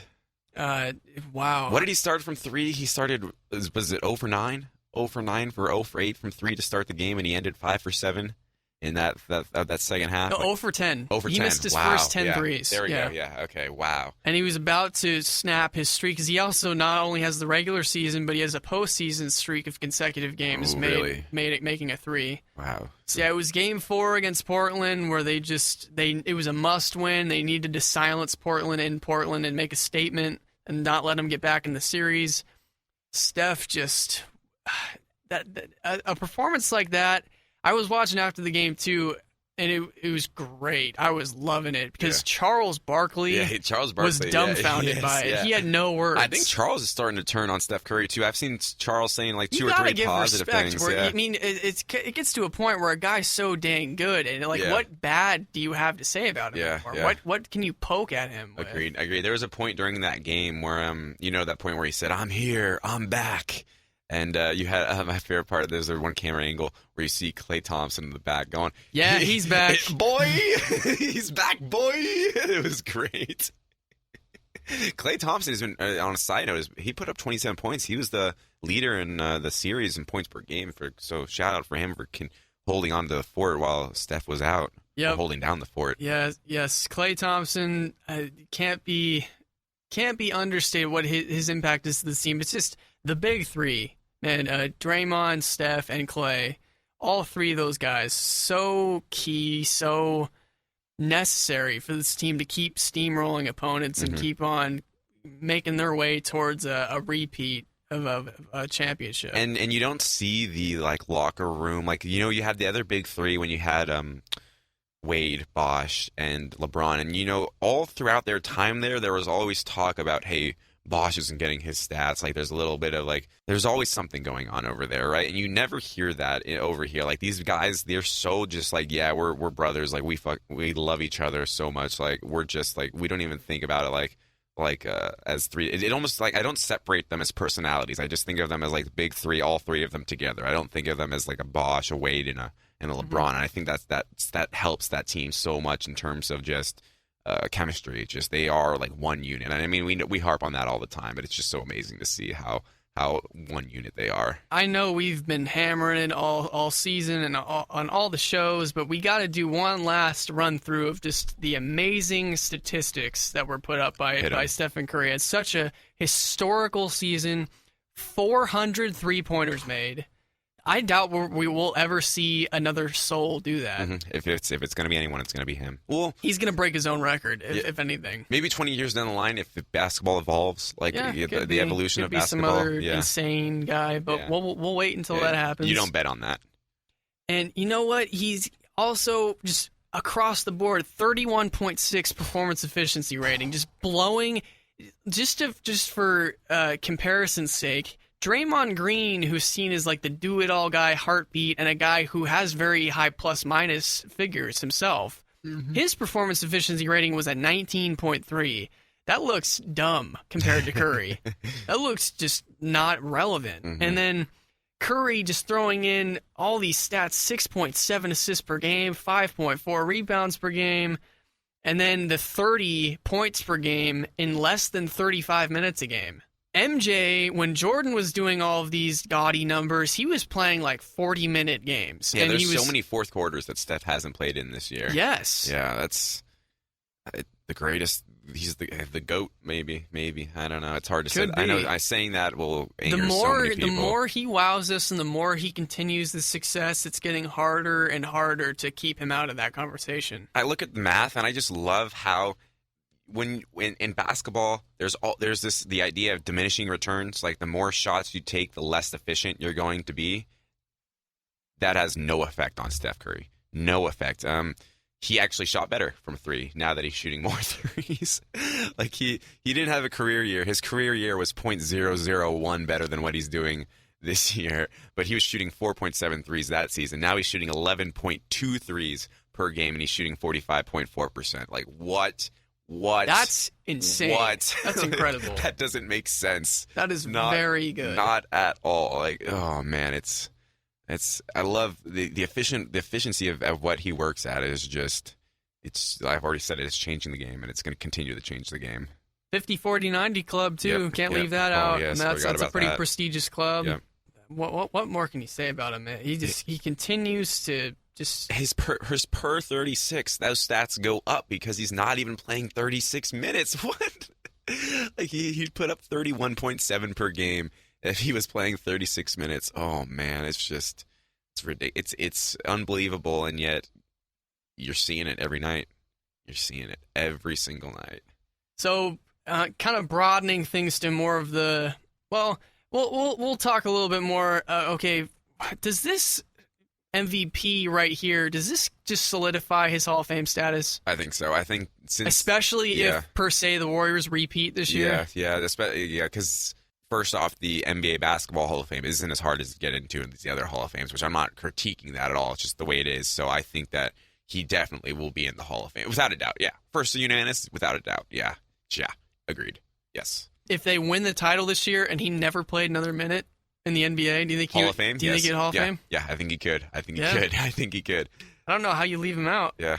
The next question you have, though, that's an interesting one. Where would he rank among the all-time greats? That's the one that I really want to get into, because it seems like most fans, they want to view championships as that. So there's still a possibility for Steph. Yeah, it depends on what you use as your requirements, I guess, and what you value. Do you value how much do you value championships? How much do you value all-around talent? How much do you value the intangibles like being a leader and being a role model and being having a great personality, being very approachable and a likable guy, good marketability. There's tons. He gets A+ in all of those tons things. Everything of things you can consider when you're trying to look at all of those things. Honestly, for me right now, and this is not me being biased, this is not me being a Warrior fan or anything like that, I could definitely see him being best point guard of all time. Now, as it stands right now. I'll say where his career, the stats, he'll need a little bit more longevity to become where I'm going to say he's going to be. But I think he's top 15 players of all time right now, and I think he could be, depending on how many championships he gets, top 5, top 3, up there. Like you're in the conversation for best player of all time. Like what we're seeing, maybe it's just because we're in this time period and we haven't seen everything in the past. But I mean, it's just you're seeing him shoot. You're seeing him shoot and at a 40% clip from the logo. Yeah, from the logo.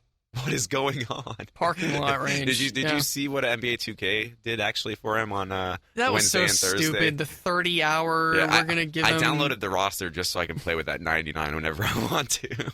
So I'm just gonna be throwing up shots. But my thing is, you could just edit him and make him 99. Absolutely, I don't get it. But this is official now. Air quotes around official. So I mean, that's supposed to be a bigger thing. Yeah, I know. I get what you're saying. But you know what this really is they were actually trying to patch the game so that Steph Curry could be that good without making his stats that high, but they couldn't do it. So now were just like, okay, we'll just give him the roster where he's a 99 on everything and say screw it. But back to the reality of things, video games aside, what really has me kind of angry when a lot of these guys criticize Curry, like especially the older guys. Well, the one argument that's made a lot that guys like Charles Barkley say, and there's other guys who have this opinion too, they say Curry is not a point guard. He's a shooter. They say he's just like a guard. Yeah. That's not true.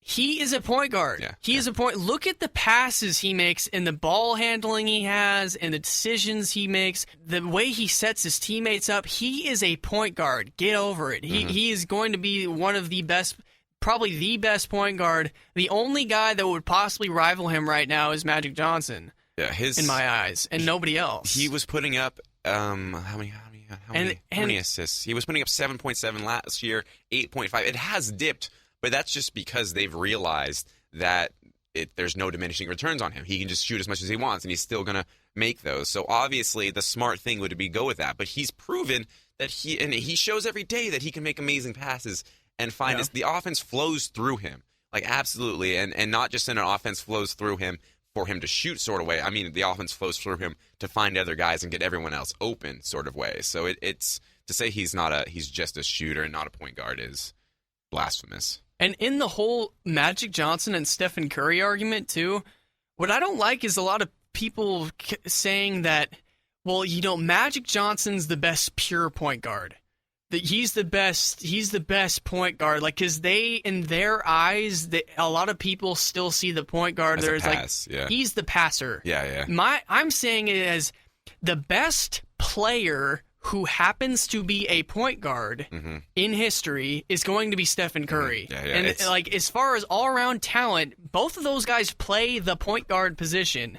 But yeah, Magic is a better passer. I'm not going to argue with you there, but Stephen Curry is a good enough passer to where that cancels out, and his shooting is phenomenally way better than Magic's was. I think that comes from, in the past, positions, they were much more rigid. I feel like position switching has been so much more fluid within the past 6 years, past 7 years, that the older players, they just have in their mind this idea that the point guard, that's what he does. Like you just said, he passes. And now we're seeing this position fluidity. It doesn't matter if he's a point guard. He's just so good. You have the Russell Westbrook like that as well. Though Russell Westbrook, people will say he holds on to it a little too much.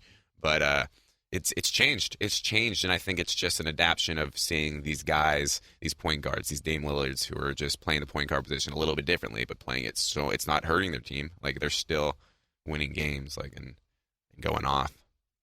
Yeah. So, the Warriors as a team, I also want to point out a phenomenal performance to Draymond Green, by the way, who had 7 blocks the other night. Oh, man. Wow. Yeah. 7 blocks. And he got hurt. Bogut and Draymond both did get hurt. So that's a little concerning, especially when you're hearing about an adductor strain with Bogut, where when you're starting to hear about things getting hurt that you're not too familiar with, that's not good. Yeah. So, Green had said that he had a pretty bothersome ankle and he aggravated it in that game. He did continue to play, but it's going to be very key for them to get a few days off and see how their bodies respond. They did get the 4-1 series win in both series over Houston, and then they just finished off Portland. Kudos to Portland. I'm very, very proud of Damian Lillard. Oh, yeah. I really like him. I like him for the game. In my opinion, he's the closest to a Steph Curry there is in the NBA right now. Absolutely. And I see great things coming his way. I'm still pretty pissed off for him, and I'm sure he is as well, from getting snubbed from the All-Star game. That was a travesty that happened. So I doubt he'll be missing too many more of them in the coming years. What do you think Dame Lillard's saying to LaMarcus Aldridge right now? Seeing as how LaMarcus Aldridge went to the Spurs. They made it the same length. Yeah, they got to the same part. Wow. They got to the same. That's the same. Yeah, we'll get. Screw it. I'm going to get into a little bit of that now. It's even worse for David West. It's even worse for David West. Well, no, I mean, because David West left the Indiana Pacers. Yeah, but I mean, they got with only one round and $10 million.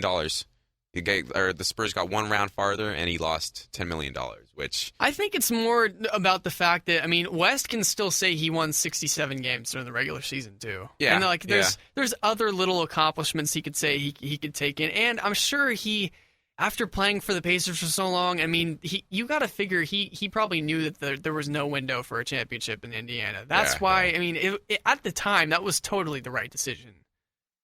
He had made enough money in his career where he was just like, hey, I want to go try to win a ring, and he just didn't see that happening in Indiana. And honestly, if he had stayed there, it wouldn't have made a difference. It's still $10 million though. Like that's still a good amount of change. Think of the amount of money he's made in his career, though. Do you think he gives it a dang about it? I don't think we can make an assumption like that. We don't know. Maybe he obviously doesn't, because he went to San Antonio. Maybe he spent it all, and he was like, well, this championship will get me sponsorships to get some more money back. I don't know, but yeah, that does logically make sense. So.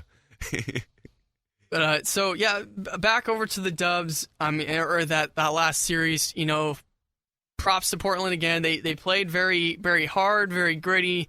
The Terry Stotts is a great coach. Argument could be made that he may have been a better choice for head coach of the year, considering that Kerr missed some time for sure. But I'm not going to disagree with Kerr being Kerr. Kerr is rightfully your coach of the year, and he was. Because he should have won it last year, let's be honest. He should have won it last year over Budenholzer, because we've seen how well Budenholzer's done in the postseason. He's been getting massacred by the Cavaliers. So Kerr takes home that trophy. Draymond finishes second in Defensive Player of the Year, and Iguodala finishes second in Sixth Man of the Year award. So close. What you gonna do there? Kawhi had to take that. But now we're on to OKC. Looking forward, yeah. OKC. Thunder series. I love the matchups in this series. A little preview here. So I'm going to be the first to admit I got this wrong. I got this wrong. Yeah, I was one of the guys that said my original prediction was San Antonio in 5. I'm a little proud with this one. I'm not going to lie. I thought San Antonio was going to win 4-1 in 5 games. Yeah. And because my thing was I thought San Antonio had the defense to get by. Mm-hmm. And I thought they were going to get just enough from guys like Duncan and Aldridge and Leonard, and everybody was going to contribute, and then Leonard was going to be the kryptonite to Westbrook and Durant, scoring a lot. I think we all underestimated Enes Kanter and we just Steven underestimated Adams, the team as a whole. Yeah. I think they're deeper than just Durant and Westbrook, and those guys really came out and showed it. So props to those guys for playing hard. It's crazy how Serge Ibaka has disappeared. As Steven Adams has replaced him in the big three over there in Oklahoma. Because he was a big part of like what people thought they would need him to be successful to make that run. But nope. You even not true. had lesser guys, little role players like Andre Roberson and Anthony Morrow got a little bit of playing time too, and you just had some little lesser known guys that made some pretty decent impacts. Even Deion Waiters had some good stretches for them. Mm-hmm. So Draymond's going to shut them all down. Right? He is. Yeah. That's the hope. If he's matched up against Kanter or Adams, I got a little stat here on this season. Draymond was posted up 175 times this regular season, tied for most in the NBA. On those plays, his opponent shot a 31.9%. That's the worst field goal percentage among, or I guess the best for Draymond, the best defensive field goal percentage among any players. Better than DeAndre Jordan, better than DeMarcus Cousins. Draymond knows he knows how to guard in the post. So like Steven Adams, I don't think he's going to have as big of an impact on this Warriors series as he had on this last series, especially since the Warriors can also go small too, and that'll be interesting to see how the Thunder match up with that. But I mean, Draymond's just going to go off this series. I feel like defensively, at least defensively, is just going to be his showcase. Like having all these players, like especially Durant. If he can shut down Durant, yes, that'd be amazing. Yeah, I think Iguodala is going to take a lot of Durant too, and Thompson as well. Do you think they're going to put Thompson on Westbrook, or do you think they're going to try and keep Steph on Westbrook? No, Steph won't guard Westbrook. Steph's going to stay on Roberson. Yeah. Roberson or Waiters. I think ideally it's going to be Barnes probably guarding Durant first, and Thompson guarding Westbrook, and then Iguodala comes off the bench to take his turn on Durant. And then Draymond just takes the bigs.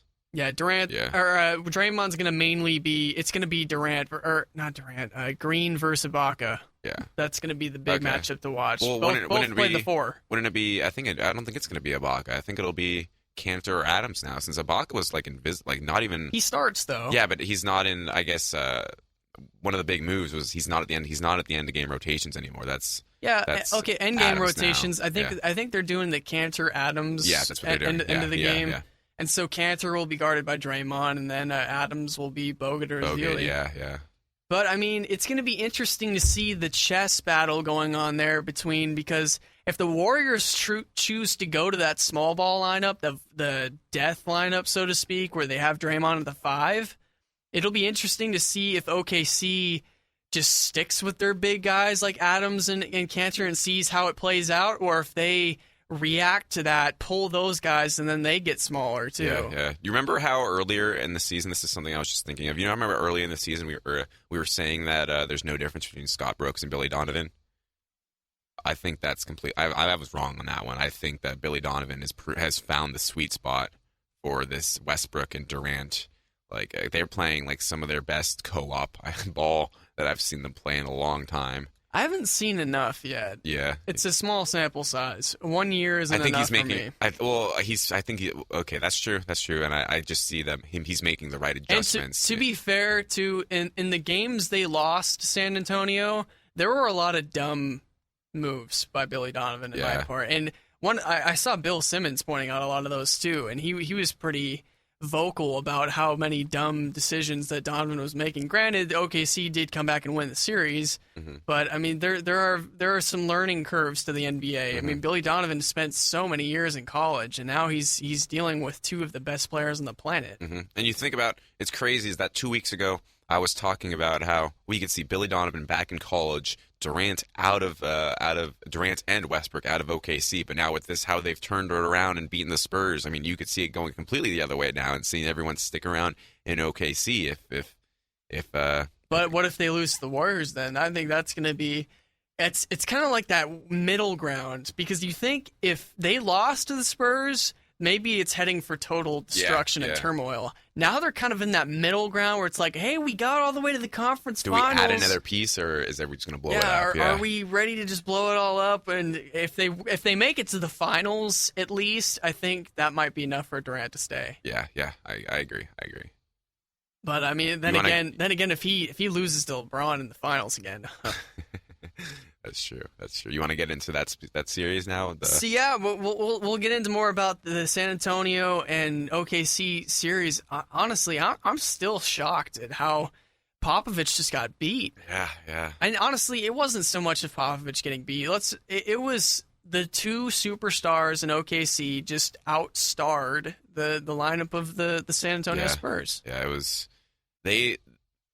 This is like, that's the Thunder game plan, and it hadn't worked so many times this season. They're one of the worst fourth quarter teams in the league at giving up leads. They have proven that this season at least their hero ball hadn't been working, and then all of a sudden we come around the playoffs, flip the switch, hero ball is just going off, and you didn't think that they could take on the well-oiled machine that was the Spurs, but they did. They did, and they broke it. They broke them down. I think their defensive prowess is stepping up, which is helping their offense out, because they stepped up and made the Spurs miss more shots, which led to more offensive opportunities for them. Steven Adams, he is so active on the defensive side of the ball. Like I feel like he always has his hand in the face of the shooter. It doesn't even matter if he's guarding the guy; he's going to have his hand in the face of the shooter somehow. He's just a presence on the defensive side. He's almost an Andrew Bogut. I mean, I don't know if we can say, like, in terms of longevity, like if it's there or if it's just some playing that he's pulled out. But he's been a force on the defensive side of the ball. Yeah, I mean, it's a wash. Their lineup is, you got your two big. There's your offense and Kevin Durant and Russell Westbrook, and then you've got your two defensive guys in Roberson, who starts on the wing, and then Adams, and then there's just Ibaka.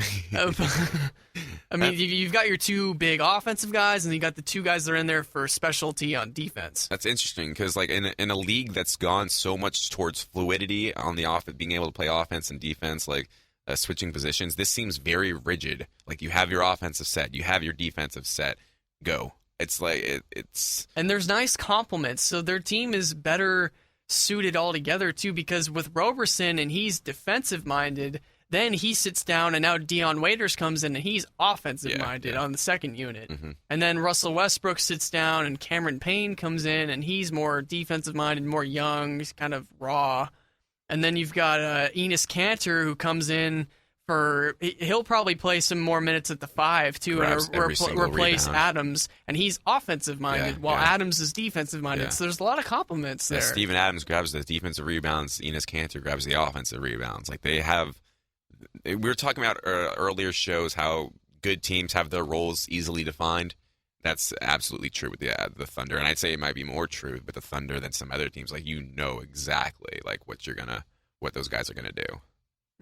I can't wait for this series. It's going to be a great series. As far as star power and just the offensive capabilities, it's going to be so fast. It's going to be fast-paced. Like, I cannot wait. Westbrook loves to just explode down the floor. Yeah. And Draymond loves the fast break. I mean, they're just going to be running up and down the court. It's going to be fun to watch.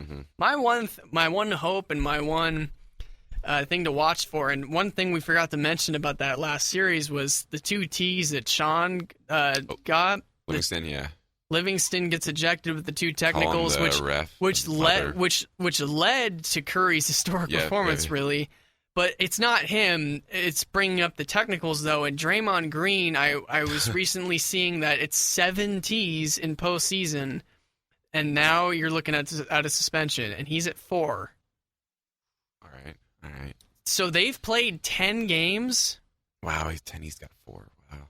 Yeah. He's going to have to pull back because it's. And he's got 4. At that rate he's going to get a suspension. Yeah, and didn't he? He's done what Sean Livingston did, and he didn't get kicked out of the game. Like I feel like it's just about perception. Yeah, it's about the star power we were talking about earlier. No, it's more just about Draymond. They know Draymond's like that, so okay. they let his leash go longer. But Livingston, like, whoa, what are you doing? You can't do that. You're Livingston. You're quiet. You shut up now. Yeah, agreed. Apparently, he said he was just trying to get the technical and not get ejected to fire up his team. I like that.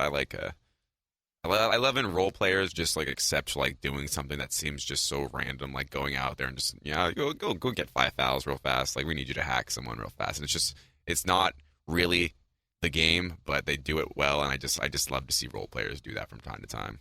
Yeah. And now on to some slightly sad news for the NBA as a whole. Is this Spurs dynasty over? Is it over? I mean, Popovich is getting up there in the years. He's been around for a long time. Duncan's been around for 2 decades. Ginobili's 38. Parker's aging. Is this the end of that long Spurs dynasty? Based on how long it's been, I'm more inclined to say that they'll be able to keep rebuilding. I mean, they've started with Kawhi and LaMarcus, but you have the pieces leaving. Like let me clarify. I think you kind of misinterpreted what I was saying. Okay. I was talking specifically like the big 3. Okay, gotcha. The original guys who started I guess you could call it the big 4. Really, it's Popovich, Duncan, Ginobili, and Parker. Yes. Okay, yeah, then definitely, yeah. Do you think Duncan and Ginobili are done? I mean, even if they aren't done, I think they're done. Like Parker, especially, I don't think, or not Parker. I guess I'm thinking Ginobili. No, I'm thinking of actually Duncan right now because Duncan, he's at a point where he's no longer productive. The other 2, oh man. Well, Ginobili and Duncan are both relegated to a lot of bench duty already. Yeah, like Parker's still he's younger, so I think he's got a couple of years left at least. But I mean, I think they'll stick around on the roster. I just don't think they'll make the impact that they make anymore. We did see after some news was kind of circulating around that not only are the Spurs interested in possibly looking at trying to court Kevin Durant in free agency, but also Mike Conley from the Grizzlies. Yeah, he's what does that say about Tony Parker's future? Yeah. Well, that would be quite the interesting. It's like they wouldn't even miss a beat if they were to replace that big 3, and now all of a sudden you've got Conley and Leonard and Aldridge. That's what they're going for. I mean, that's what I love about the Spurs big men too, is they've never been like, oh, what are you doing? Like they're so accepting of just like slowly diminishing their roles. That culture over there, it's great. Is just it's amazing. Fantastic. Yeah, everybody needs to learn from them. Yeah. For real. It's the blueprint. I think the Warriors stole that blueprint and improved upon it a little bit, and here we are. Do you know what I love about Duncan too? If this was his last ride, and maybe not Ginobili as much because he's not as polarizing, but Duncan, especially being the legend that he is. You need to take that back on. So the thing that I really liked about he didn't make a big deal about the retirement thing. Yeah. He didn't do a retirement tour like all these yahoos are doing these days. I mean, I know, so low key. I know Poppy's doing it, and Jeter did it, and Rivera did it, and all that. But I mean, Duncan's that's just not how he rolls. Kobe, and Kobe too. Yeah, Duncan, he's just chill. He's so chill. He's the guy I love to see in the NBA, where he just does his job, just does his job, and he's so likable. How do you talk trash to a guy like that? He doesn't talk down to anybody. He doesn't insult you. He doesn't complain. Oh, I heard he accepts his role. I heard some story about how Duncan walked up to a player on one of the first games they faced each other, and he just completely disarmed him by just going, "Hey, man, I really like you as a player. Like, I hope you have a good game out there today." And he's like, "Yeah, he said that to me," and then he dropped 30 on me in the next 36 minutes. Like, he's so nice. He's disarming through that. And it's funny, too, because I think there's definitely that second side of Duncan's personality that we've literally never seen. Like, he's been known as, like, a really funny kind of prankster sort of guy, too, but we've never seen that from him. So Maybe if he goes into retirement, we see Ooh. him joining broadcasts or something like that, and maybe he shows a little more of his fun side. Yeah, inside the NBA, they just won like an Emmy, right, or some award for how good that show is. Love that show. But There's even talks that he could go into coaching soon too. Definitely could see that too. It'd be great to have him in there. So I think there's a couple things you wanted to touch on with the Spurs statistics-wise. There's such anomalies in this series. They only gave up 2 double-digit leads the entire season, and I'm not saying I'm saying over the entire season, like during the game when they had a double-digit lead, like and then to lose it, like and win that game or something like that. The entire season they gave up 2 double-digit leads, and they blew 2 in Game 4 and Game 5 against the Thunder. Like so uncharacteristic of them. And then Kawhi went silent those last 3 games in the fourth quarter. 4 for 14. They were so out of character. That last game, they were down 91-65 going into the fourth, weren't they? Like that was. They were getting mashed. Yeah, I didn't see that happening at all. So it's just good on the Thunder. Good on the Thunder. It's good. I'm glad to see they got through, and it'll be interesting to see how the Spurs answer the questions coming into their offseason. I think they're gonna. If it was a theoretical exam, I'm always willing to bet that the Spurs are going to ace that exam, the offseason exam. So let's see what they do. Yeah, R.C. Buford's one of the best execs in the game, too, so you can't ever count out Did he win Executive of the Year this year? He won it again. Yeah, it's not his first. Yeah. Might not be his last. I agree. What's interesting, too, about the whole blowing leads thing for the Spurs is they blew those leads against the team that was notorious for blowing fourth quarter leads during the regular season. Yeah. That game, apparently, I was reading about how Thunder fans just in this last game, they were just like, "Yeah, my butthole was clenched the entire fourth quarter." I was so worried that they were going to blow that lead. I think with Kawhi, the thing with him is he doesn't have the killer instinct that a Durant or a Westbrook or a Curry or even a Thompson has. Yeah. He's not that cold-blooded killer scorer. I don't care if they tried to make it seem like he was during the regular season. He may have had a moment or two, but playoffs is where it matters, and he didn't show up. I think he's developing towards that player. He could be, but I think for right now anyway, and for the near future, he's a very, very good 2 option. Yeah, and I think that's kind of the byproduct of that. And so is Aldridge. Yeah, that's the byproduct of that Spurs mentality, though. Like, he's not going to develop that killer instinct to become that number 1 because they're all about the team. So maybe we'll never see that development from Kawhi. There we go. So I think if they add another really, really solid 2 option to Kawhi and LaMarcus, then it'll be a little bit easier for them because there will be another guy who can take some of the load. Yeah. They got to spread the floor more, and I think Leonard and Aldridge were just seen as the only 2 really offensive threats for most of that series, and they were locked down. Depth fell apart. Next series. Yeah, so that game's actually going to be played tonight. We got a Game 7 coming up between the Raptors and the Heat. Is it that what was Game 6 played last night? What happened? I thought is it Game 6 coming up tonight or game? Oh, is it Game 6? I think it's Game 6 coming up tonight. I think. Oh yeah, that's right. Yeah, so not Game 7 yet. I'll edit that. Yeah. So yeah, we've got a Game 6 coming up tonight. Raptors and Heat. This series has been so bad.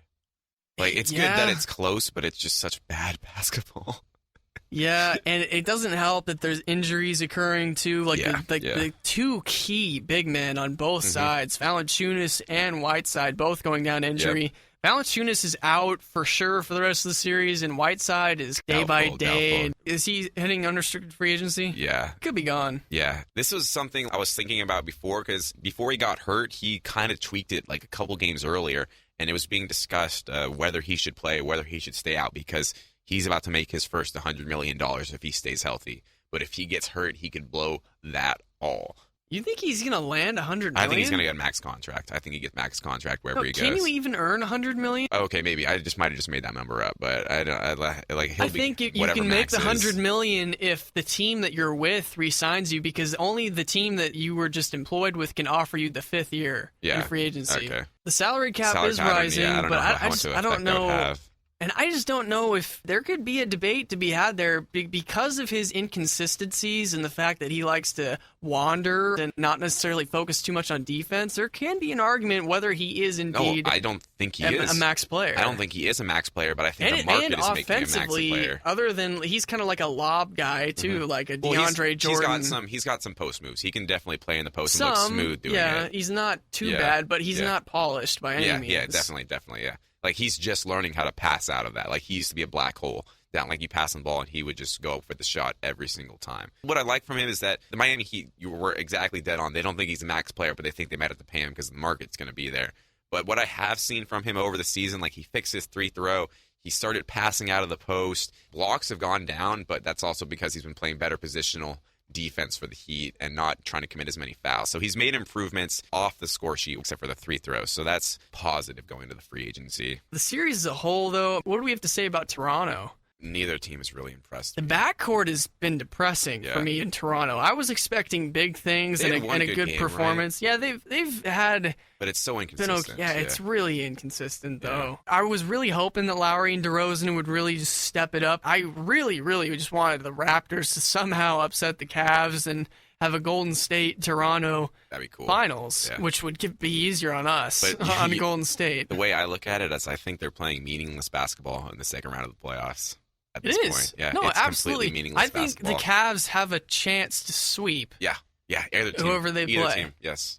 Yeah. And what sucks is that means the Cavs are going to play the bare minimum of games throughout the first 3 rounds up until the finals. Yeah. That's pathetic. Yeah, that is. That's just. And here we were thinking the East was improving, they were getting better, and it turns out the Cavs are still just in a realm of their own. It was all a facade, not real whatsoever. It's sad too because I was really hoping LeBron would have a good series before he got to the Warriors. I was really hoping it'd be the Heat, to be honest. Like the Heat match up well against Cavs, but I don't think without Bosh they do. Yeah, no. Because, you've seen it against Toronto. They miss him. Hassan Whiteside, I was going to say Hassan Whiteside would destroy Kevin Love, but then Kevin Love is going to destroy Whiteside on the other side. So yeah, Bosh is the one who would match up really well with Kevin Love. Yeah. And kind of almost wash that out. Yeah. And then you'd have like a classic D-Wade versus LeBron. Doran's decent enough to hang with Kyrie, too. Yeah, I think it would take good performances from Josh Richardson and Justice Winslow, the rookies, to beat the push, if there is a push. I don't think it's a push right now. So the Cavaliers have been raining threes down. It's unprecedented. I'm pretty sure they broke the record, right? Yeah. Yeah, they did break the record for most threes in a game and a half. Yeah, and like a series too, I feel like. Yep. You know who's been a big part of that too is your pal J.R. Smith. J.R. Smith. LeBron's even making a few threes. Kevin Love's making them. Kyrie's making them. They have such good floor spacers. Has he had his bad game yet, J.R. Smith? Has he blown up? He's hitting really well. He's still just going off. I'm telling you, he's improved this year. He's improving when he's playing with LeBron. I mean, the Cavaliers, they went from shooting 29 three-pointers per game during the regular season. That's up to 36 now.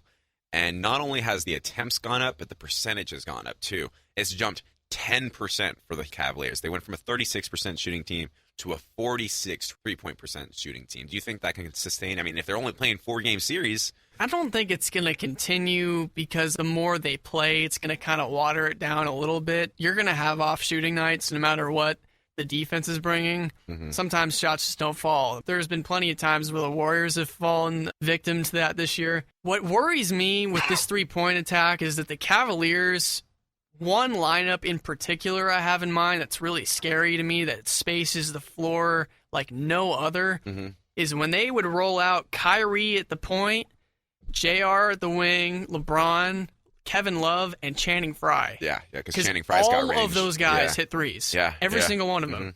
And so now you can't put Bogut or Ezeli on the floor because those guys can't come out to 3-point range. You have to play that small ball lineup. Yeah, that's absolutely true. And it's scary, man. It's like I see that lineup and I just see... They're a different and better team this year. You can't stop LeBron on the drive, and now he can kick it to all 4 of his teammates to hit a 3-pointer. It's like, what?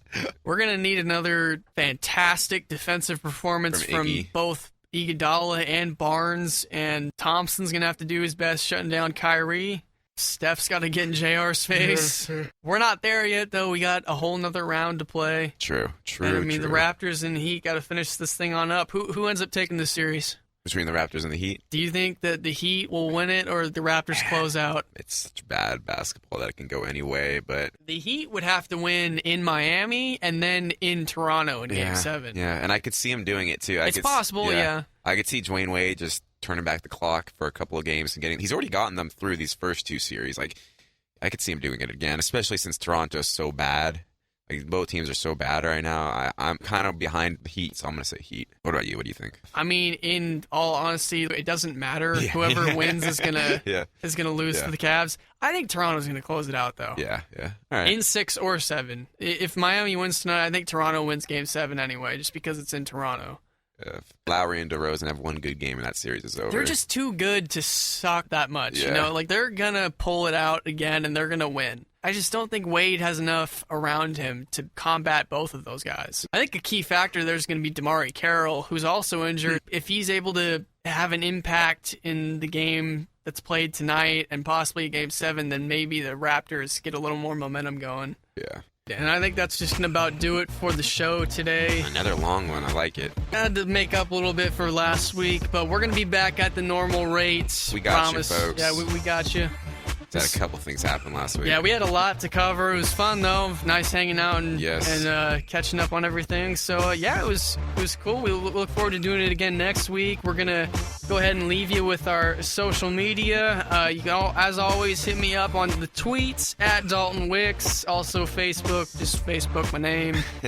I am at Twitter at EH24TheMamba. Also Snapchat EH24TheMamba. Instagram Harmon24. Dalton, we had a great experience on my Instagram before the show today. Yes, we did. The accidental like of a very old photo. That's going to be great for me in the future. I'm a wingman. I think that's it for social media. Hey, at the same time, feel free, go out and give our page a like on Facebook. Yes. Subscribe to us on iTunes. Subscribe to us on YouTube. Show us some love, and we'll keep throwing out these shows for you. We love doing it. Keep sending us questions, too. We didn't have any mailbag questions this week. Yeah, but I think we we'll just kind of wanted to go with a longer content show. But please send us in those questions, comments, anything you want us to address on the show. Want to get more fan interaction in here. Maybe get another guest. That was received pretty well. So we got a lot of potential coming forward, folks. It's going to be fun. Until next week, this is Dalton Wicks signing off. Eric, any last words? Have a good night. Have a good day. Have a good week. Have a good weekend. Whatever you're doing right now, I hope you're enjoying it. Stay classy.